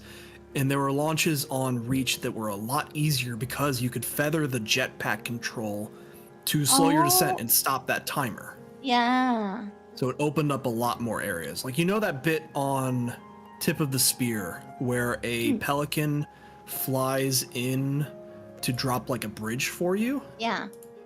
That pelican is just floating out in the air on the map before it flies in, and you can launch up to it. Oh! It's there. It's physical. So with precise aiming, you can kill without... Yeah. I see. You can kill without any danger. Yeah. I think this one we didn't use a jetpack for, but let me copy the video URL for you. You don't show this one, I think, but this will give you an idea of what it is. Like All right. this, I'm pretty sure this is me in the footage being launched. I'll keep it in Discord then. Yeah. Oh, yeah, it exists. That's so weird. Yeah. Oh, Same dude, with there's the wait. Oh, you were the other person. Yeah, the other person died and then respawned up with me once I found a solid surface. Oh.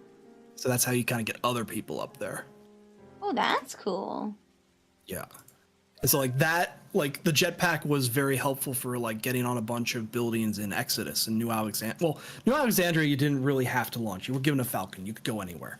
But on Exodus you didn't really have vehicles for that whole thing. But if you well, near the end you did have some vehicles, but you could launch to those buildings out in the distance, and while not necessarily lined up with the tops of them, they did have solid surfaces you could land on.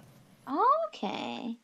Same with on Oni Sword Base, you could get on top of Sword Base, or to those the Covenant carriers out in the distance, like the one that gets, I don't think it's the one that gets blown up, that gets hit with the Mac round at the end of Sword Base. I don't think you can, but there's another one off in the distance to like the east of Sword Base that you can land on. I think there's another bit of that video where I do that because I was able to get. I think that one has to have a jetpack. Yeah. So a lot of my free time was spent doing this shit. Let's go. Yeah, I haven't Halo Reach, top game of the series because it basically brought all the good stuff together for one last hurrah. I think. And yeah. It was good. I feel like it really did end with the Reach. I think everyone can agree that 4 was the worst. Yeah, I think I'd say 5 was a bit better than 4. 4 I did have as the worst on my list. Yeah. But I'd need to replay 5 and 4 to really get a feel for it. The story, I hated it. Like, there's so many things they could have done to fix it. The gameplay was like, bruh. That issue you ran into on with the level mammoth? with the mammoth, yeah. Like that's still a problem. You disappeared. I disappeared. Might have to rejoin. Yeah. Let me see. Connection to Steam servers failed. Oh. Let me restart that then. Entire clans dedicated to montages of hidden spots. Yeah, Melkor was mentioning earlier that he was in a clan that was like sequence breaking the game and got invited to alpha for Halo 3 so they could do some netcode testing. Yeah, because like so one of the big things we did in Halo 2, there is a way to clone oddballs. Do you know what oddballs are? No. Okay, there's a game mode in the multiplayer for Halos where instead of being a deathmatch, it's you have a skull spawn on the ground that two teams are fighting to hold on to. So one player holds it and they build up let me I'm busy trying to restart Steam as well here. Let's see. So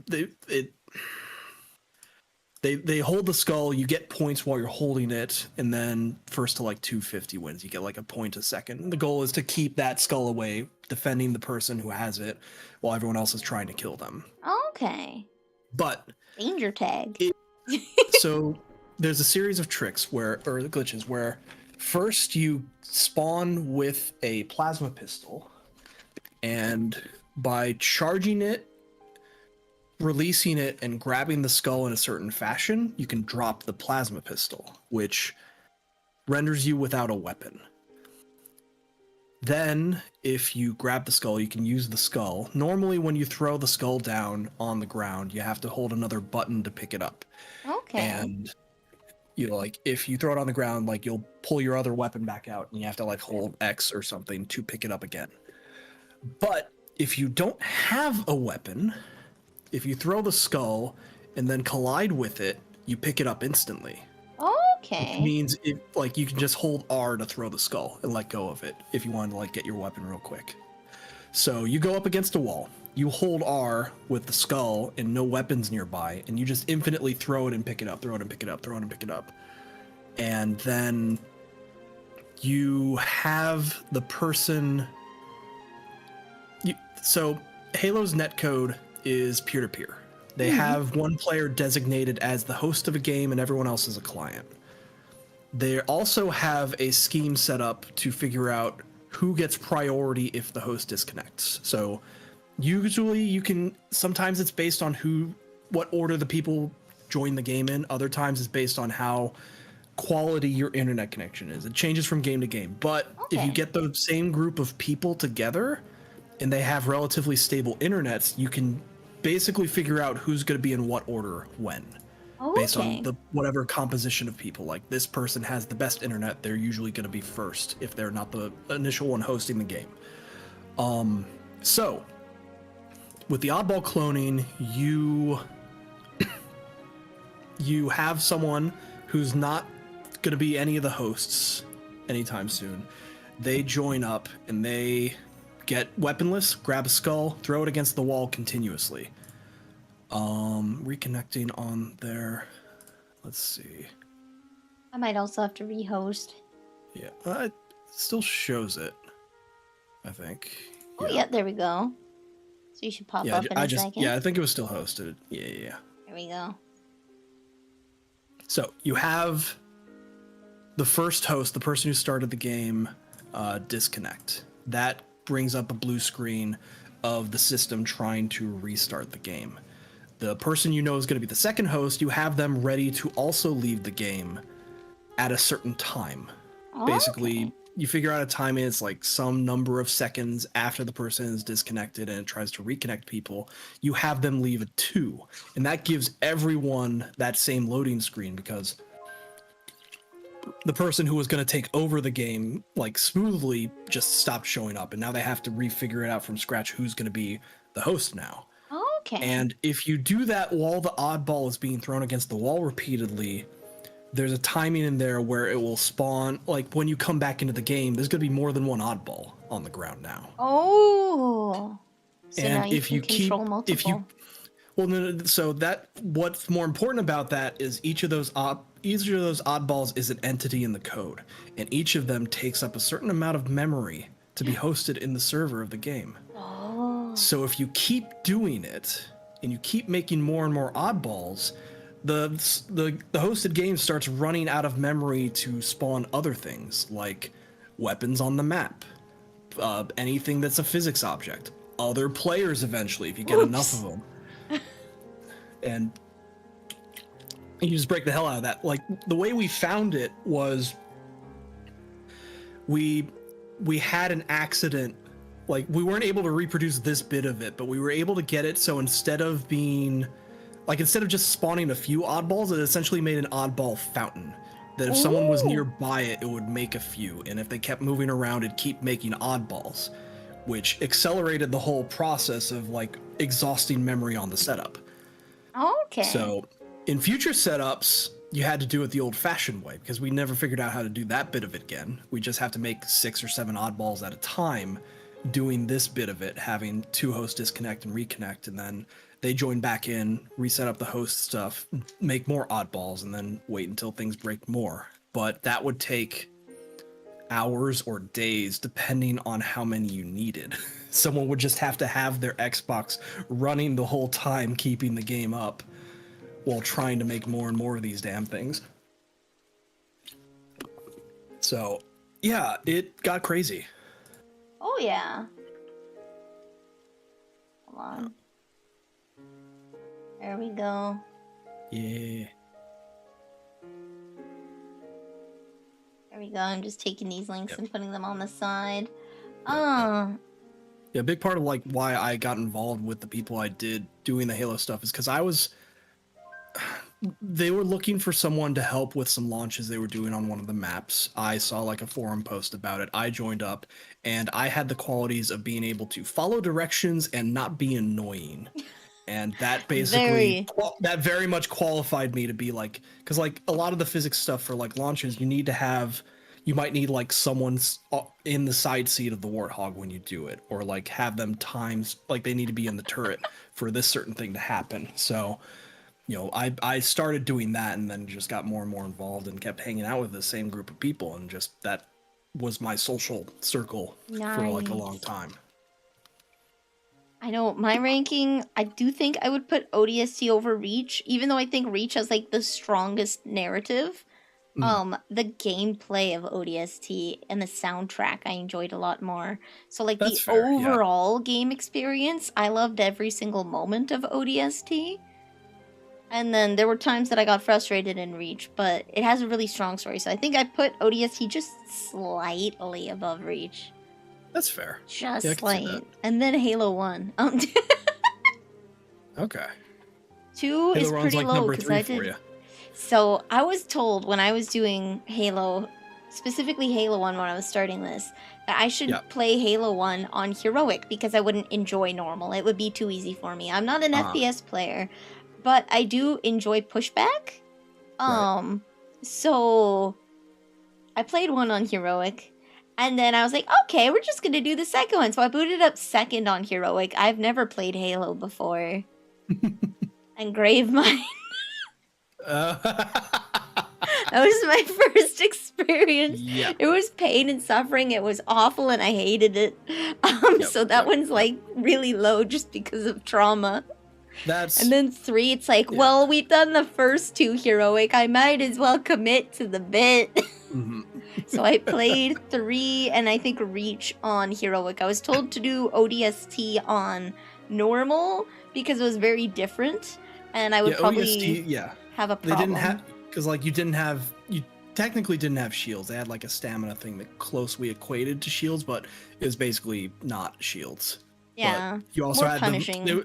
they more focused on the health bar because Halo 1 had separate health and shields. You had to pick up health to fill up the health, and then shields would regen on their own. Halo 2 and 3 swapped that out and just made it so it's one big shield bar. Yeah, that I didn't like. I did not like that one. ODST is the first one where they brought it back, and then Reach also followed suit by having it. Yeah, I did not like the shield only bar with the I don't know how many shots I can take once the bar is out. Yeah. So I preferred that. But yeah, ODST and Reach are like, when I say ODST is better than Reach, I mean only so minusculely. Like, they're really close just because of how strong the ending for Reach was. Like, that was, like, good. But, like, we're listening... People are still talking about the ending for Reach. I mean, it's memed all to hell, but they're still talking about it. Oh, like, yeah. And, like... Current objective survive is just burned in everyone's brains who played that game, and a lot of people who didn't, because now it's a meme and people don't know about it. Like, I was talking to Burner the other day when we were going through Reach. He was chilling at me when I finished the game, and he's like, "This is where that's from?" It's like, yeah. Yeah. Like, it's such good. This is like ludonarrative synergy. I've spoken a lot about ludonarrative dissonance when it comes to like bad movies and video game adaptations, right? Where the way that the message is delivered to you, whether it be in the form of a movie or in a video game or in a blog post or whatever, and the actual message that is trying to be conveyed, right? So again, press F to pay respects. The message is we need to honor the dead. The execution is a meme. I mean, at Right, this point, people dissonance. do like more relate to it, but because they're more embracing meme culture as an identity as opposed to it just being like faux pas. Oh yeah, but like when it comes to like the actual, because it was a very serious, like it betrayed the tone of the scene, right? Yeah. Because of the delivery, so it weakens the overall messaging, right? Reach is probably my go-to example for ludonarrative synergy, where they take the mechanics of the UI and your visor and like they take those away the more damage you take, right? Yeah, you get, there's like cracks in the visor as you're taking more damage on that last bit. Yup. It's just like, and then your UI just starts disappearing, so you don't know how many shots you have, right? And you don't know how much health you have. You can't see the map anymore, but right? you're still gonna keep fighting because Oh, yeah. that's what you do. Like, that is my go-to ludonarrative synergy example now, because of like how well that last mission was done. Like, it was beautiful. Yeah. Gorgeous. The remastered cutscenes for Halo 2 did the game justice. I think we played it with remastered. I remember playing through CE, and we played with the original graphics, and people wanted me to be surprised at, like, the flood, because I know for people who played Combat Evolved, right? That's mine. Or the... No, not the cake! How dare you? That was my last treat left. You No! stole it. No, I have to share my cake. We can't share my cake. That's my cake. Well, I guess we can't. If we can't share it, I'm just gonna take it. No! No, they're taking that too.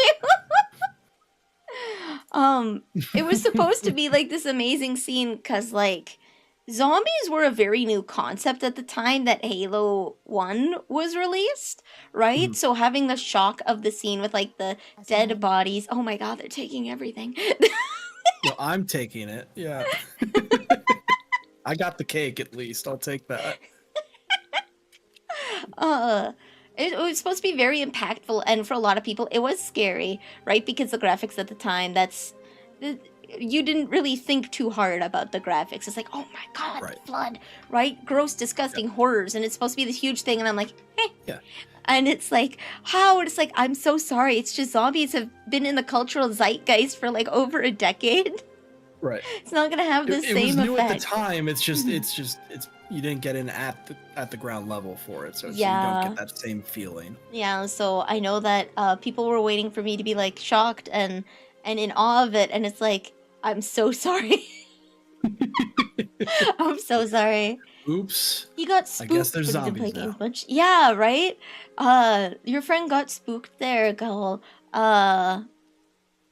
That's what people were waiting for. But it's like, I've watched The Walking Dead with Mom and Neil on television. I've played Black Ops and the zombie modes there. Like, I've played a lot of zombie games, so the shock reveal, because that was a very, very, very new thing at the time. I think the only other games that were having zombies was like, what, Resident Evil? I mean, Call of And Duty had Silent its Hill. own zombies mode. At the Well, same when did time that as come out, Halo. I'm pretty sure Halo, the first Halo, came first When did before World any at of the War Call of come out? Duties. I think World at War was the first one with zombies, right? World of War? That's how I remember it, but I didn't actually play it, so I might be making stuff up. Let's see.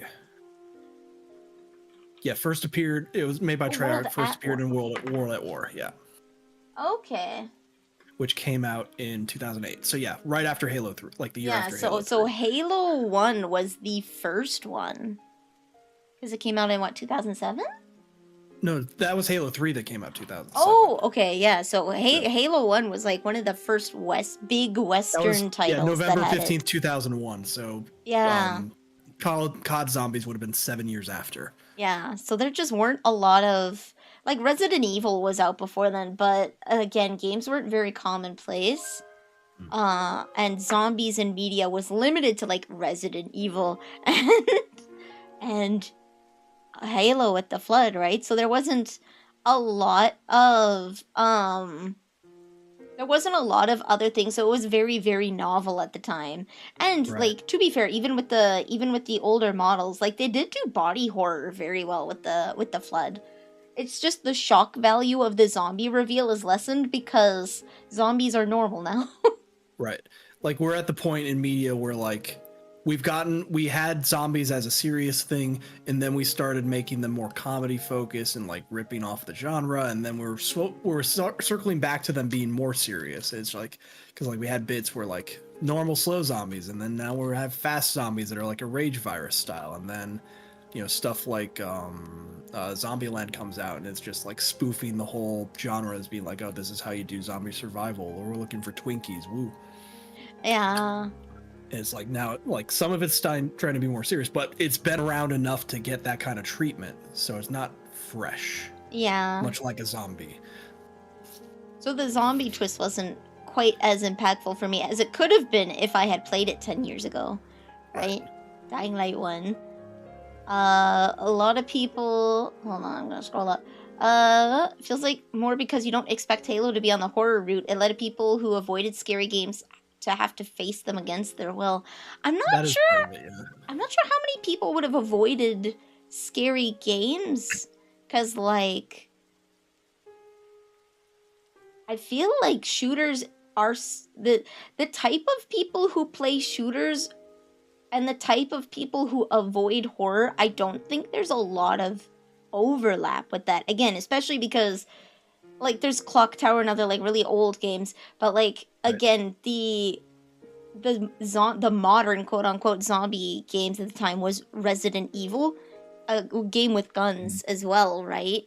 Yeah. So the other media that you would be having zombies with, highly likely the type of person that would have been playing Halo would have also played Resident Evil. I never played Resident Evil, but yeah.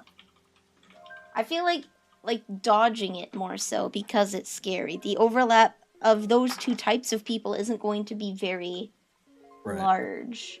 When was it? When did Amnesia come out? Because like a lot of horror stuff was like Resident Evil, where you had a way to fight back, but it wasn't necessarily in your favor. Amnesia it wasn't until like when Amnesia like came out, it was like yeah, because like when Amnesia came out, it was like, this is horror. You can't fight back. You don't have a way to kill this thing. You have to run and hide. Those are your options. Yeah, Amnesia was one of the games that you didn't have an option. I know there was lots of like indie games where like they were pure horror where you couldn't, like you had to run from the things and hide. But Amnesia the Dark Descent was the first indie popular game, I would say, where it didn't have massive funding. 2011. Okay. Yeah. There's a little, like, it the released change on of, Windows like, in September 8th, 2010. Okay. Okay. But But I did feel a little bit like I'm trying to remember because I didn't start with Halo, so I didn't get that effect either. I would have seen that much further after the fact. I'm trying to think of how my first exposure to the Flood went then, because it was very nonchalant for me. Like, it was just, okay, we're shooting them now. Like, it was a very... like, if Halo 2 is my first game, the first time the Floods show up is one of the first Arbiter missions, right? Because like you're on that, you're on Threshold. You're doing that gas giant mining facility, and there's like the first part of the level you're fighting Covenant, but later on, like there's Flood in this facility that got released, and you have to deal with them. But I forget how they show up. If it's like if there's a cutscene for it, or if it's just like, oh god, there's Flood. Oh. No, I remember it now. Okay. Yeah, you go into this bit of the facility. They have a little bit of like a scare scene where it's like you're walking through, there's like glass hallways. You can see something moving below there, and you're like in a hallway. You run into like a hologram of that Covenant, the heretic that you're hunting. Mm-hmm. And he mentions like you start seeing stuff pop up on the radar, glass breaks around you. Like when you're swarmed. Yeah, you're swarmed by like a bunch of floors, and they're coming from the ceilings or pipes in the walls and all that, and you have to deal with your allies or allies you didn't have reanimating. So I think that would be my first interaction with it. Yeah. I didn't start with Halo 1. In Halo 1, the first interaction is you're going into this facility. You're going into facility and like you see a dead body on the floor. Right? Your humanoid dead bodies, right? And you can check their logs to get a little bit of audio. Like Johnson and Keyes and a couple other Marines, or and then the outbreak happen. You open the room and then you see the Flood. There wasn't like a cutscene or anything. It's just a Flood enemy that was essentially locked behind a door. And then with the audio logs, you find out that it was your comrades, essentially. And I'm sure it was very impactful at the time. It's just because of how late it was in terms of, like, having experience with zombies. It wasn't like, oh my god, right? Like, oh, I guess we're doing zombies in this space opera. Yeah, pretty much. It's like, oh, I should be shooting this now. How do you feel about the reveal of... Halo not being a way to kill the Flood, but kills their food source? See, that was a really good reveal. I saw Maury claim the ring earlier for nefarious purposes. But I thought that was a really good reveal where it's like, oh shoot, it is a tool to get rid of. It was a really good thing because like it's a robot that's telling you this, right? Someone who doesn't have a concept of like life. right? And Master Where Chief has it's like just has a habit of following the instructions of robots, so it's like you Yeah. don't question it. He's like, "Hey, you're here to activate the ring. It'll take care of the flood." And I'm like, "Oh, cool.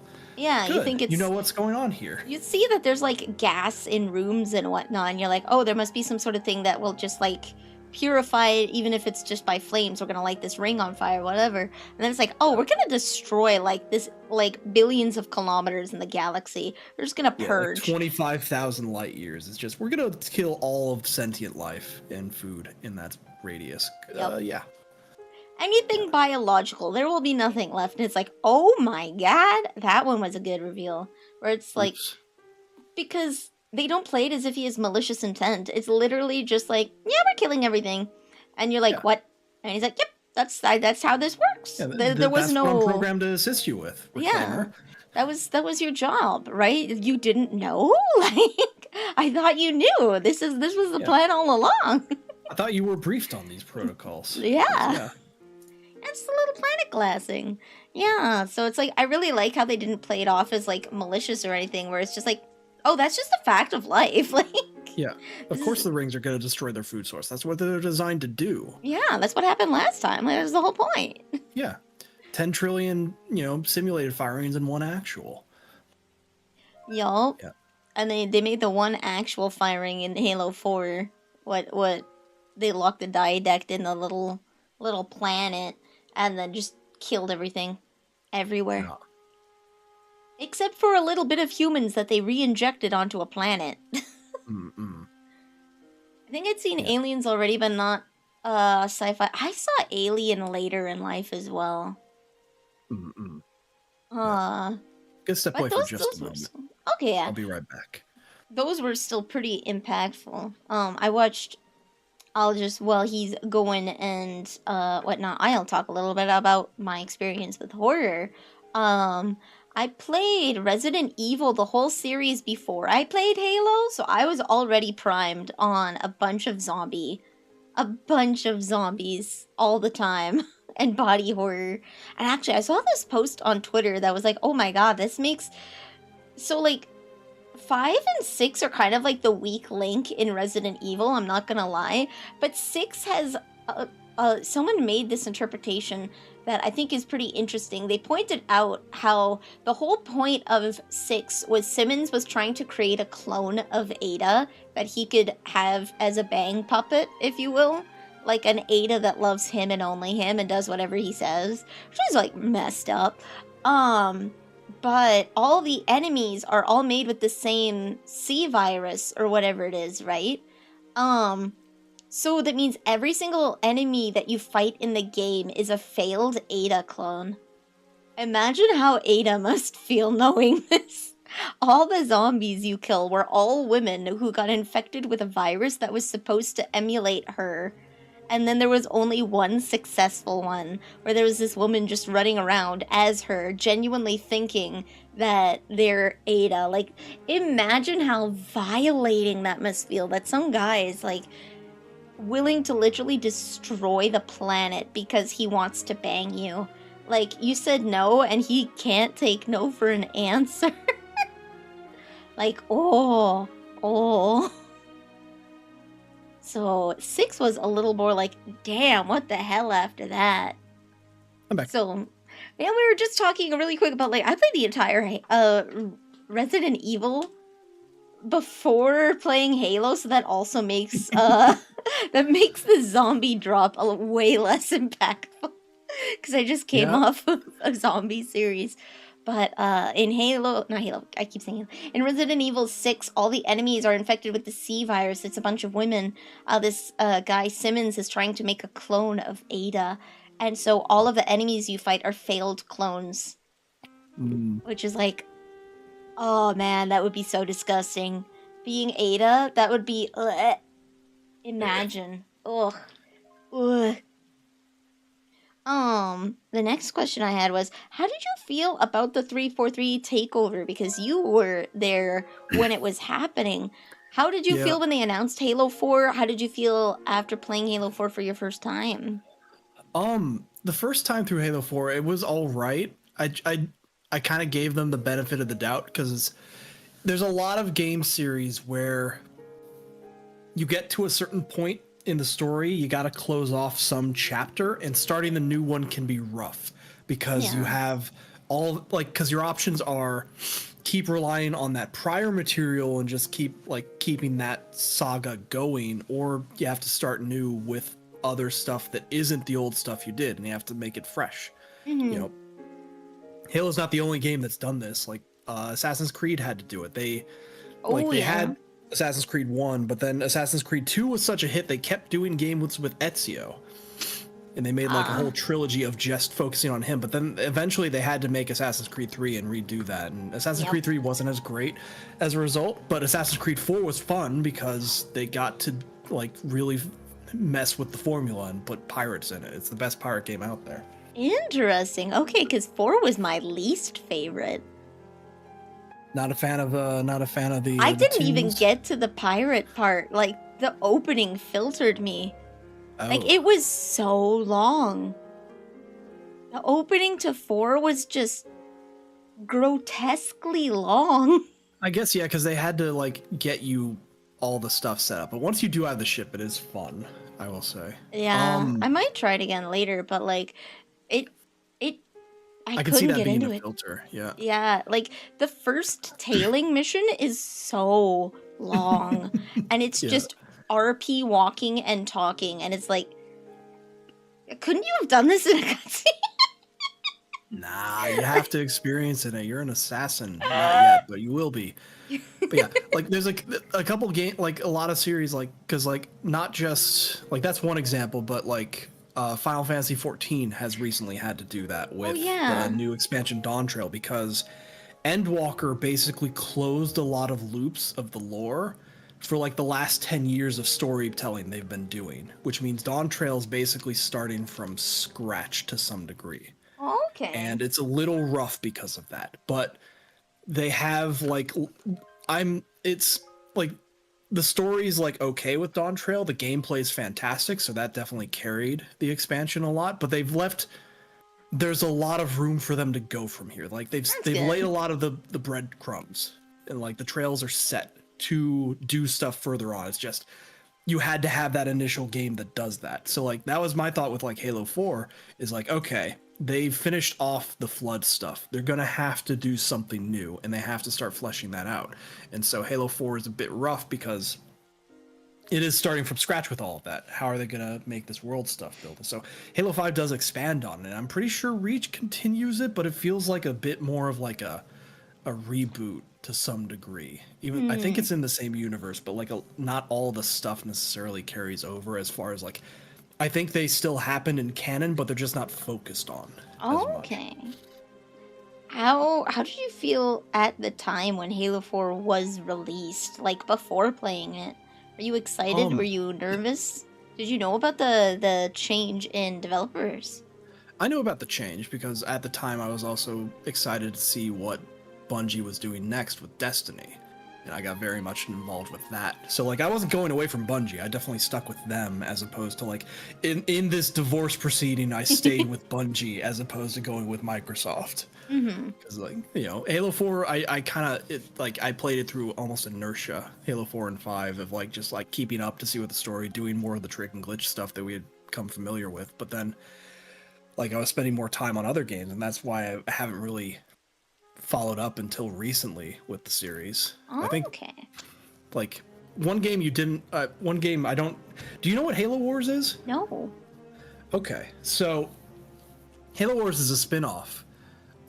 It's a real-time strategy game based in the Halo universe. Ooh. And it was made, it's like a lower complexity Halo RT. It's a lower complexity RTS because it was designed for console. So like I played this on a 360 and I had a pretty good time with it. It went pretty well. It's like tells its own story. There's some Spartans in there, but not Chief. They're like there's like a red team or something that deals with another ship. There's like a bunch of new characters. You're dealing with elites. There's like a I forget if it's the first or the second game where like one of the earlier arbiters shows up. As like an antagonist, essentially. I think that might have been the second game where that happens.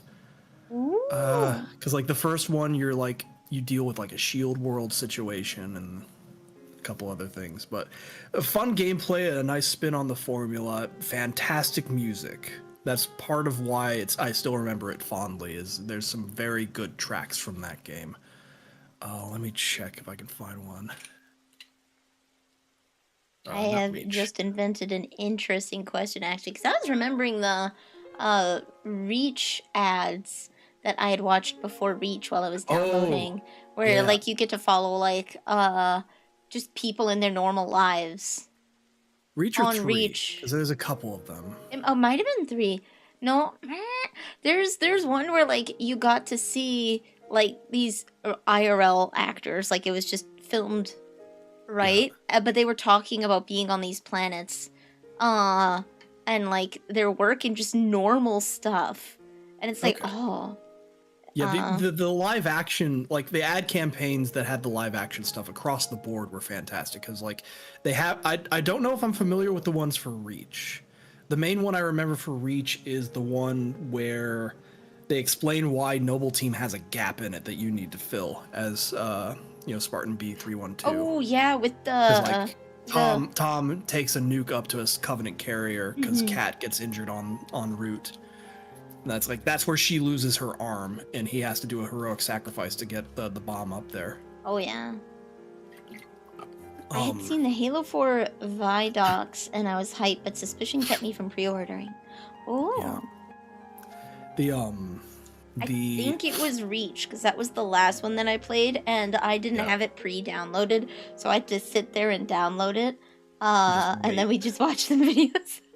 Yeah, 3 had a fantastic campaign on that line, because it had a bunch of vignettes of veterans from the Human Covenant War, basically talking like 30, 40 years after the fact about some encounters they had where they saw like Chief do some spectacular bit of heroism, and like they had like this whole diorama that they made of like a big battle, and like just so much detail going into it. There's whole videos detailing how they made the damn thing, let alone the actual uses in the ad campaign stuff. It's like it's all in universe. Like one of these guys picks up a Covenant's like the Spiker, I think. What's the brute weapon? Needler. It would be like the Spiker or something like that. Yeah, like he picks up one of them, and this thing's fucking massive, and like he can like barely hold it with 2 hands, and then you just remember that Master Chief dual wields these things in Halo 3. With it's like shot goddamn recoil. Damn. So this leads into an interesting question, because I know for a lot of Americans out there, what do you think interplanetary life would be like? Because I was thinking of those, like just day-to-day ads that they had, the IRL ones, live action ones. And it's like, I know a lot of people are like, I haven't been out of my state, let alone to another country, because America's so big, right? So like, the perspective of most people, like so many people in the universe would not know planets outside of their own. It'd be the same kind of thing that like someone who's never left the state. Think about like that just takes driving or going on a plane to do. Yeah. Not like space travel, which is a whole other beast. Especially like, I don't know how widespread faster than light travel is in the universe, because like most of the perspective of stuff we do in Halo is from the perspective of the military. They get all the cool shit, but how much is a Shaw Fujikawa engine for like just someone who's doing like basically a space trucker in like one of the colonies? Like, is that a thing, or do they have to do, because like even with the faster than light travel, a lot of the military put people in cryosleep to keep them kind of like from aging during the trips, because like interstellar space, like if you went through it the long way, you'd be doing generation ships to manage that. But even with like slip space travel, it's still sometimes days or weeks to make it, and they're not going to have the resources. So a lot of people just it'd be like a cruise ship, like for the wealthier people that like. You book essentially, like they have at certain times ships going between certain planets, because I'd imagine that some people have to do interplanetary work, right? Because like there's a product made on this planet that they don't have a facility set up on another planet, right? So they have to send a rep out there. So there has to be a way for that representative to get to this other planet to try and start marketing for their product, right? But even then, even if like however they're doing it, like faster than light, like light still has to catch up to some degree. So relativistic travel is gonna change how they age compared to everything around them. One of the are you familiar with the Lancer RPG? No. It's kind of like it's an RPG that like big on mechs and lots of customization stuff, and they do like a whole world building thing. And one of the things they bring up there is that there are some people who don't really live on planets. They're just busy doing stuff in a ship that's doing like faster than light, like travel through like whatever node network of like transportation they have, and like because they're spending all the time on the ship, the people they encounter from this planet to planet to planet they hop to is like it could be hundreds of years difference between places they encounter. While they're experiencing it in their own relativistic time, it's just weeks maybe for them, and it's like a whole different level of existence from that compared to like the world outside your ship that's doing this superluminal travel. So like there's gonna be some level of that with this, because like Halsey, how old is Halsey? Old. Like she's well, yeah, but like there's different definitions of old. That's True. the thing. 'Cause, like, there's old is like when she was born at versus 30 how or we physically hang at old she is. 60? Yeah. Because like she's gonna be in cryosleep for a lot of the travel. A lot of the military does that. Lasky has an issue where there's a Forward Unto Dawn like miniseries that deals with like Lasky's initial bout at school, and he has a problem where there are drugs and like chemicals they inject into your bloodstream to keep your tissue from being frozen when you go into cryosleep and like condition it. But he's allergic to it. Oh no. Which means you see him in Halo 4. He's still doing military stuff because like he eventually starts like basically just dealing with like the reactions he has to this stuff, because like he can't just like not go in cryosleep. He'd age well beyond his peers and just like wash out of the military entirely at that point, and they wouldn't have the resources to help him either. So he just light bulb is doing waking I think up eventually they might come up with a cure for it later, but like for the first few years he's just dealing with that consequence that he's allergic to the material for. So every time he goes to cryosleep, it's just like he gets this horrible reaction to it, but he just soldiers on because like that's what you do. It's like there's going to be some people in the Halo universe that deal with that. Some people can't do cryosleep. They have like the flash cloning technology. I don't know how widespread that is either, because like is that just military stuff, or is that available to like the general populace? Like because military gets all the bang and stuff before civilians. Before New Phoenix got digitized, what kind of tech did they have? Yeah. I don't know what life was like for them. Oh yeah. I feel like I imagine going more into the Halo novels would probably flesh a lot of this out, but I'm not too familiar with them. Okay, my main source of knowledge on them is watching Brian David Gilbert do a book report on all of the Halo novels. Have you seen that? No, I haven't. I wanted to wait till I was done the Halo series before reading the novels, and I have yet to go and get the novels. I did renew my library card, so I can go to the library. Okay, so you want to actually read them? I probably won't link that. Oh, you can link that definitely. I'm okay with spoilers for that because it's just it's just fleshing out and expanding the Halo universe. Yeah. So like he basically does a whole thing where he reads through every Halo novel over a period of a year and does like a report on each of them and deals with like having to like so much of the world building that goes outside of the games, because like the first 4 or 5 novels happen concurrently with the release of like the initial trilogy. Okay. Kind of like World of Warcraft, how they have those between expansion books to just buff out what happens between them. Some stuff is prequel stuff, like the first book was The Fall of Reach, and that deals with the Fall of Reach, as it mentions, how Master Chief got off of there and got onto like, you know, what he dealt with during the Covenant invasion of Reach, and eventually getting on to the Pillar of Autumn, where we got Cortana to him at the end of Halo Reach. Okay.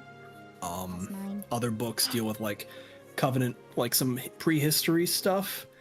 Like Johnson's a big thing in a few of the books. Like Contact Harvest is like first contact with the Covenant, and he's involved in that a bit. Okay. And it goes into a few other details. Like Johnson's like a pretty interesting character because in Halo CE he was just like one of the more excited Marines that had a lot more voice lines that were cool. He wasn't like really a character so much. He could die in the first game in missions where he showed up. He was just basically just like a higher ranked, but still just a Marine that was cannon fodder compared to the Chief. But later games kind of retcon that into like them being fast friends and him being much better at his job than other people. Yeah, he was a Spartan 1, correct? Yeah, Project before Orion. Before they did the severe genetic modifications that Master Chief went under. It was the original Super Soldier. Yeah. In the universe, like he's not able to get co-opted by the Flood. He's like immune to their parasitic infection stuff. Like a Flood infection form can't turn him into a Flood.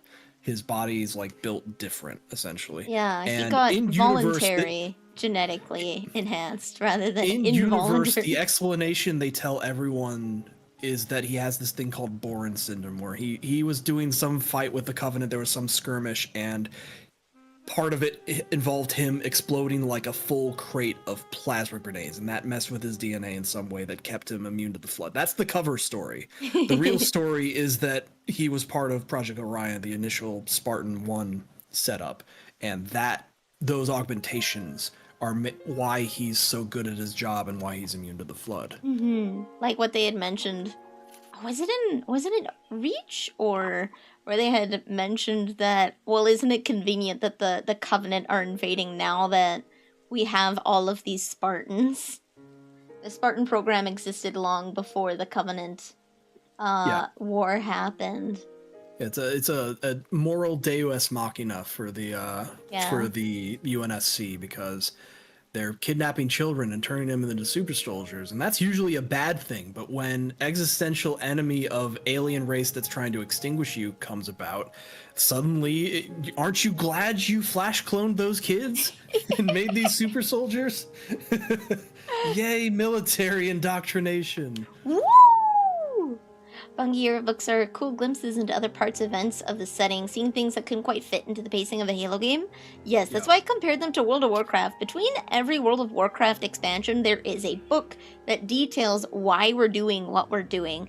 And the most controversial of them, I believe, was the Mist of Pandaria to Warlords of Draenor, because at the end of Mist of Pandaria, you capture Proto-Hitler.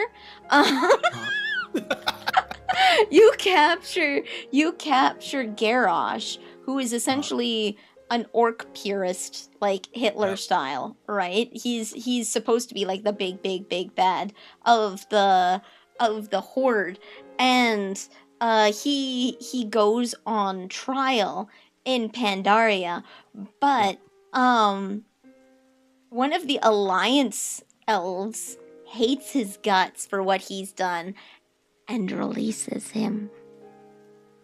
What? Yeah, they want to kill him. They are not satisfied with the imprisonment that he's being sentenced to. So they release him, causing Warlords of Draenor, because they want to kill him and they aren't able to kill him. And so this is how you go from, all right, we captured Garrosh, life is good, like he's messed up this whole new continent of Pandaria, like he went on a conquering spree in Pandaria. Trying to tap into powers of the old gods, right? He's been captured, life is good, and now we've opened a space-time rip into an alternate dimension where we're gonna get more of these pure-blooded How did he escape? What happened? We caught him. What happened? You don't, for like 90% of people do not read these in-between expansion books. So it's like, we caught Garrosh, life is good. Just kidding. He's out. He's opened a rip in the space-time continuum to an alternate dimension where the orcs aren't green. Like, That Oh, was the no. most controversial book, mostly because that is like critical information. Like Yeah, that that's should stuff have been. like that's like if you had like a crucial bit of dialogue that like happened in like there's like a PDA you pick up somewhere. And like Oh, if you don't yeah. read that PDA, you don't know this plot twist that happened between these two games or something. Yeah. Like, no, you put a cutscene for that shit. Yeah, you explain that, right? Nope, you Like, just go. Do they not even like at Warlords of Draenor? Do they not even have like a cutscene of him getting out of prison No. and explaining that? No, they No. just like you just assume a few months ago that happened and he opened portals. How was it explained? Warlords of Draenor. How did? See, it's been so long since I've played it. I forgot the entry because one of the big things that is unfortunate, another problem, is that you get the pre-release event for like 2 weeks before the release. There's a special event. I think the one that everybody knows is the 2 weeks before Wrath of the Lich King dropped. They actually had the plague being spread around and people were turning into zombies, right? Right. There might have been a pre-release event that explained it. But it's gone after the 2 weeks. You don't get to play through it again. Yeah. Warlord, how did It's like when Dalamud fell at the end of like Final Fantasy 14 1.0.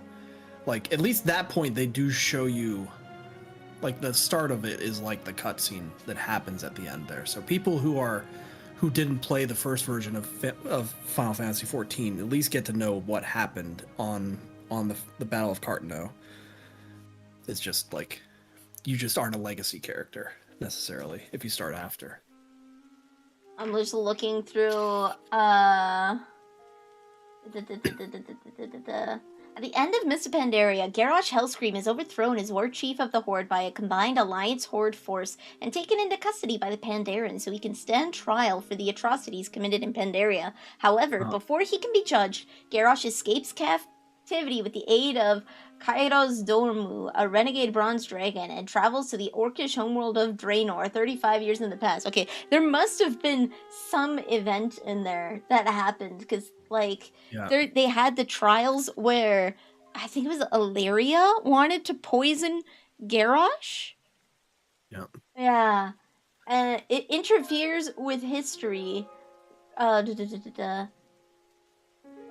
As soon as they arrive, Garrosh kills Kairos, then proceeds to change history by preventing his father, Gromash, from drinking the blood of the demon lord Manaroth, which led to the orcs' corruption by the Burning Legion and their green skin.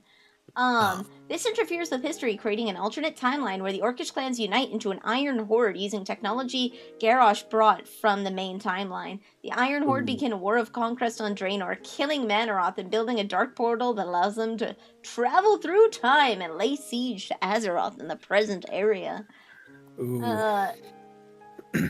During the launch, players attempted to log in, experienced long queue times with latency that's normal. They got DDoS attacks, that's normal. Players received 5 days of subscription time for the issues. Just 5 days? It depends on how busy it gets, Yeah. 14 gave a couple weeks out for Endwalker because of launch issues, but I think more people were okay with that. Draenor pre-patch, pre-expansion. Let me see what the pre-expansion event was. A pre-patch. It removes Mist of Pandaria content. No!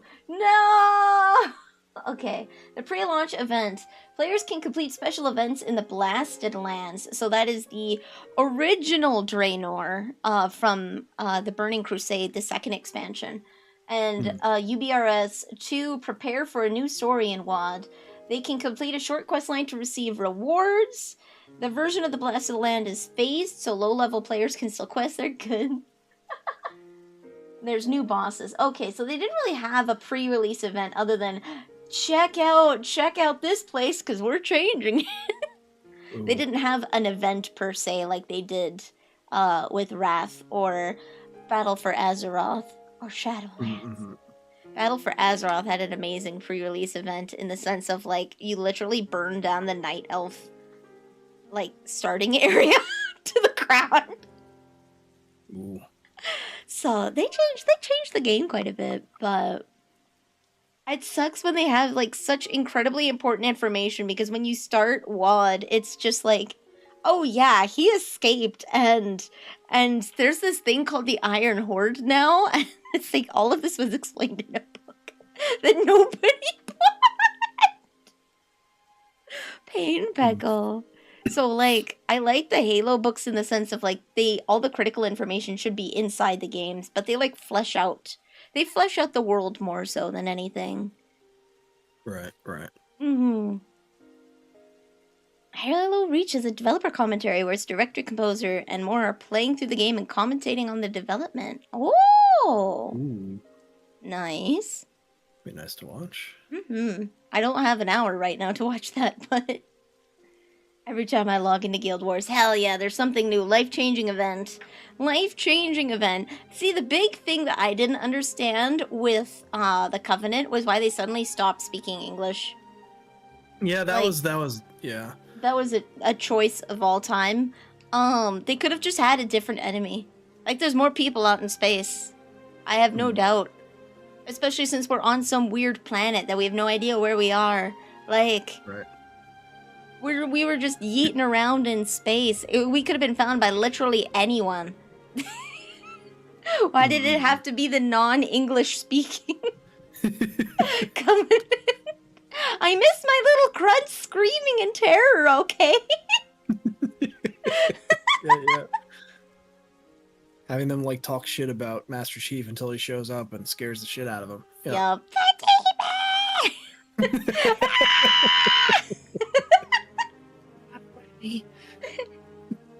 Oh, I have another question. Your favorite character in the series? I didn't really get too attached, other than I really like, I like the relationship between Master Chief and Cortana, and how Master Chief starts as like just some dude, but slowly develops a character. That's the one thing in 4 I did like, is you actually got to meet Master Chief in that one. Yeah. That's the one where he had the most personality. Yeah. I mean, I really like Noble Six just because, like, you got to be him, and, like, it felt like putting you in the story more than any other game had done before. Like, just hanging out with a squad and, like, griping with them like you would a friend group.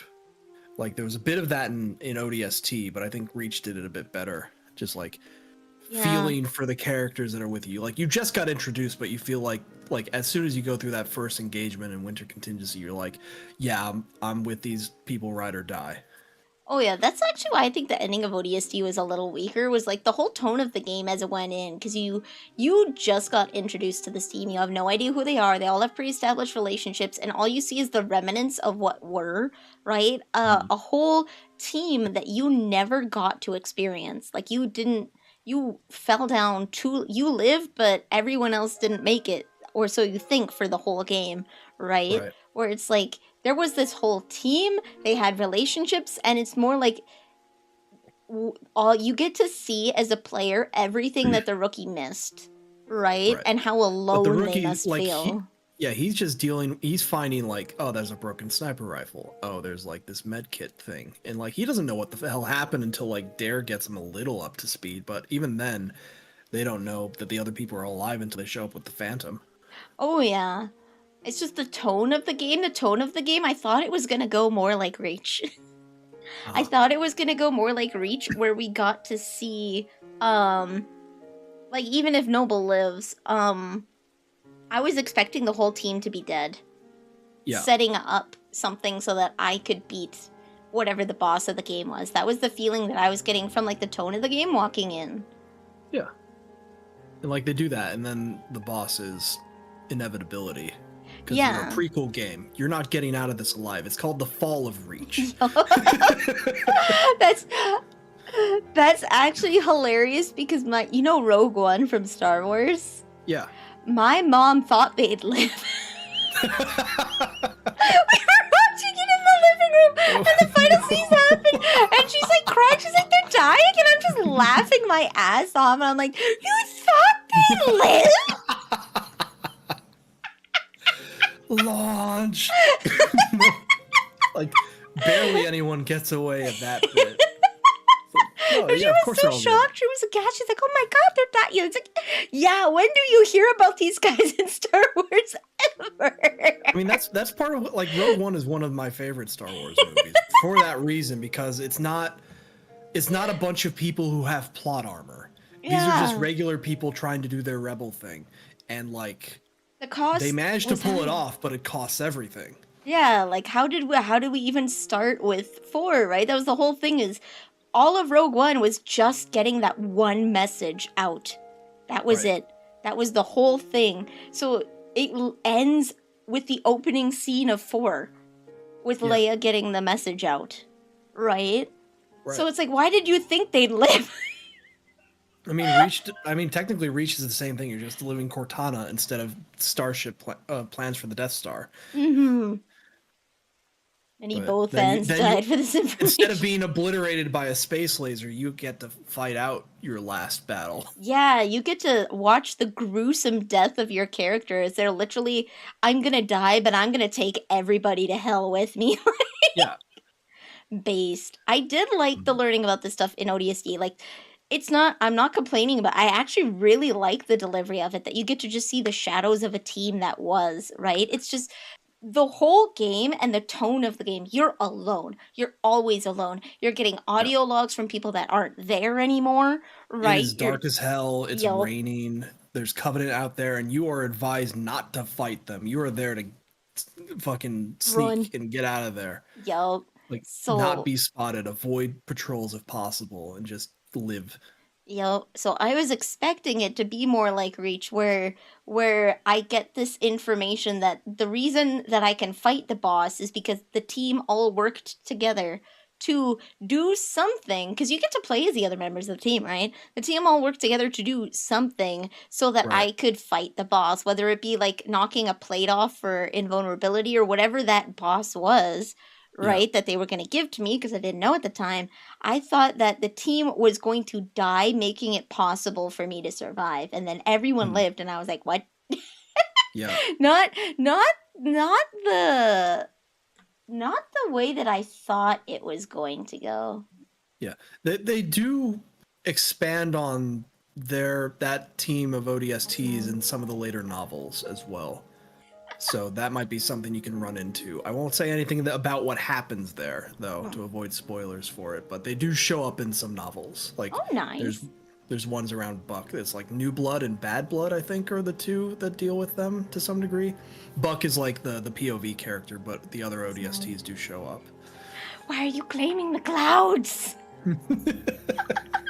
I mean, they're fluffy. They Not look true. good. They are fluffy. ODST did come out before Reach, and I did play it in that order. I played 1, 2, 3 ODST Reach, I believe.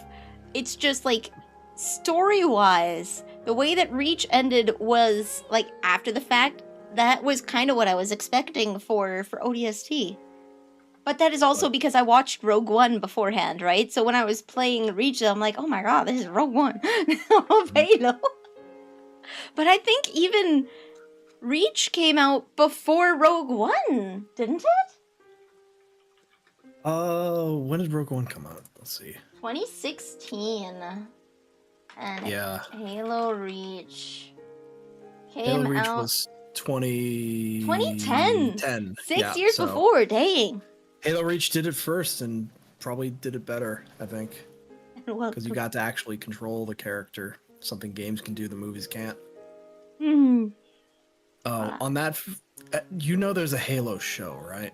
I know that there's 2. There's a 3D one that you follow the Sangheili, and I watched over a friend's shoulder. I think that was like Halo Legends or something like that. That's Or it's Halo a Legends. That's what I collection- brought up. That's the collection of short stories. That Yeah. has some good stuff. Some of it's Sangheili focused. There's some that's like origin story of the Forerunner. There's one of, I think my favorite one deals with like a Marine who has like a, what's the name of the, like there's like a basically like an armored suit Oh, that okay. he's there, like their team is there to destroy human the like Metal stuff Gear. to keep the Covenant from crafting it, but instead of like destroying it, he puts on the suit, like this Oh. exosuit. It's like, what is it? We don't talk about the It's- other show. Yeah. Don't talk about the other show. It doesn't exist as far as I'm concerned. What was the name? Not the package. Prototype Was it the episode of package? Halo Legends. Prototype, yeah. Prototype. That's basically they're a demo team destroying a bunch of prototype weapons. He takes the last, like, this heavy armor suit that's basically like Mjolnir armor on steroids. It's like it can fly. It's got like buttloads of missile batteries, lots of weird weaponry, and like he basically uses it to do like a last stand against the Covenant. They're trying to take over this base and let other people escape. Oh. It's cool as hell. Oh yeah. I only watched over the shoulder part of one of the Sangheili ones. Yeah. They were watching it and I was just kind of looking over their shoulder watching it. It was like a guy talking to his wife. And I did, yeah. It was so long ago. It was so long ago. Oh, it's the whole Halo Legends is just free on YouTube. Oh, nice. Apparently. Okay. Let me link that to you. Yeah, I can watch that sometime. I never actually finished. One thing, I didn't have time beforehand, unfortunately, but I wanted to watch. Dawn's there too, as well, so you got that. I wanted to watch all of the 4 cutscenes because I hadn't seen those. I didn't catch all. I got about half of them in the game, I think. Yeah. And the half that I did get, I didn't want. The half that I did get, I did not want. So yeah. I wanted to see if maybe that'd change my opinion, but that's another time. That's another time. Yep. Legends was a little interesting little experiment of sorts. Number one, are they even making a new Halo game? And if they are, would you play it? I don't know. I'd have to. I don't know. It depends on what it is, really, because like they did a sequel to Halo Wars. They did Halo Wars 2. I didn't touch that. I haven't played Halo Infinite at all. Haven't really had much interest in it. It'd have to be. I think for me to get back into it, they'd have to like change up the formula a little, like enough, like maybe not even make it like a first-person shooter, something different in that, like something like along the lines of like a spin-off, like they did with Halo Wars. So like maybe it depends on who's making it. If it's still 343 and they're keeping on with the story, then I don't know if I'm gonna have the interest. If it's like a reboot, then they've got to do a lot of heavy lifting to make that work as well. So True. I'm not sure. I don't even know if they are planning any new Halo games at this point. Probably not. I think a live service game is what they would go for. Isn't that like Infinite? Infinite has Infinite I think has more of that. I mean, the name implies that they're just gonna stick with that as well. So like it seems like it was well reviewed. Like people are still playing. Like, what are the Steam numbers on Halo Infinite? Like how many people are doing it now? So 3,000 people are playing right now. Like 3,700 is like the 24-hour peak. Max peak was 250K, but that was a while back. Yeah. Yeah, that was right on release, and it's just been downhill. It's been steady-ish around this, but this far after release, still having 3,000 people playing is pretty decent. Yeah. That's mine. Pretty decent. How many people are doing like Master Chief Collection by comparison? Let's see.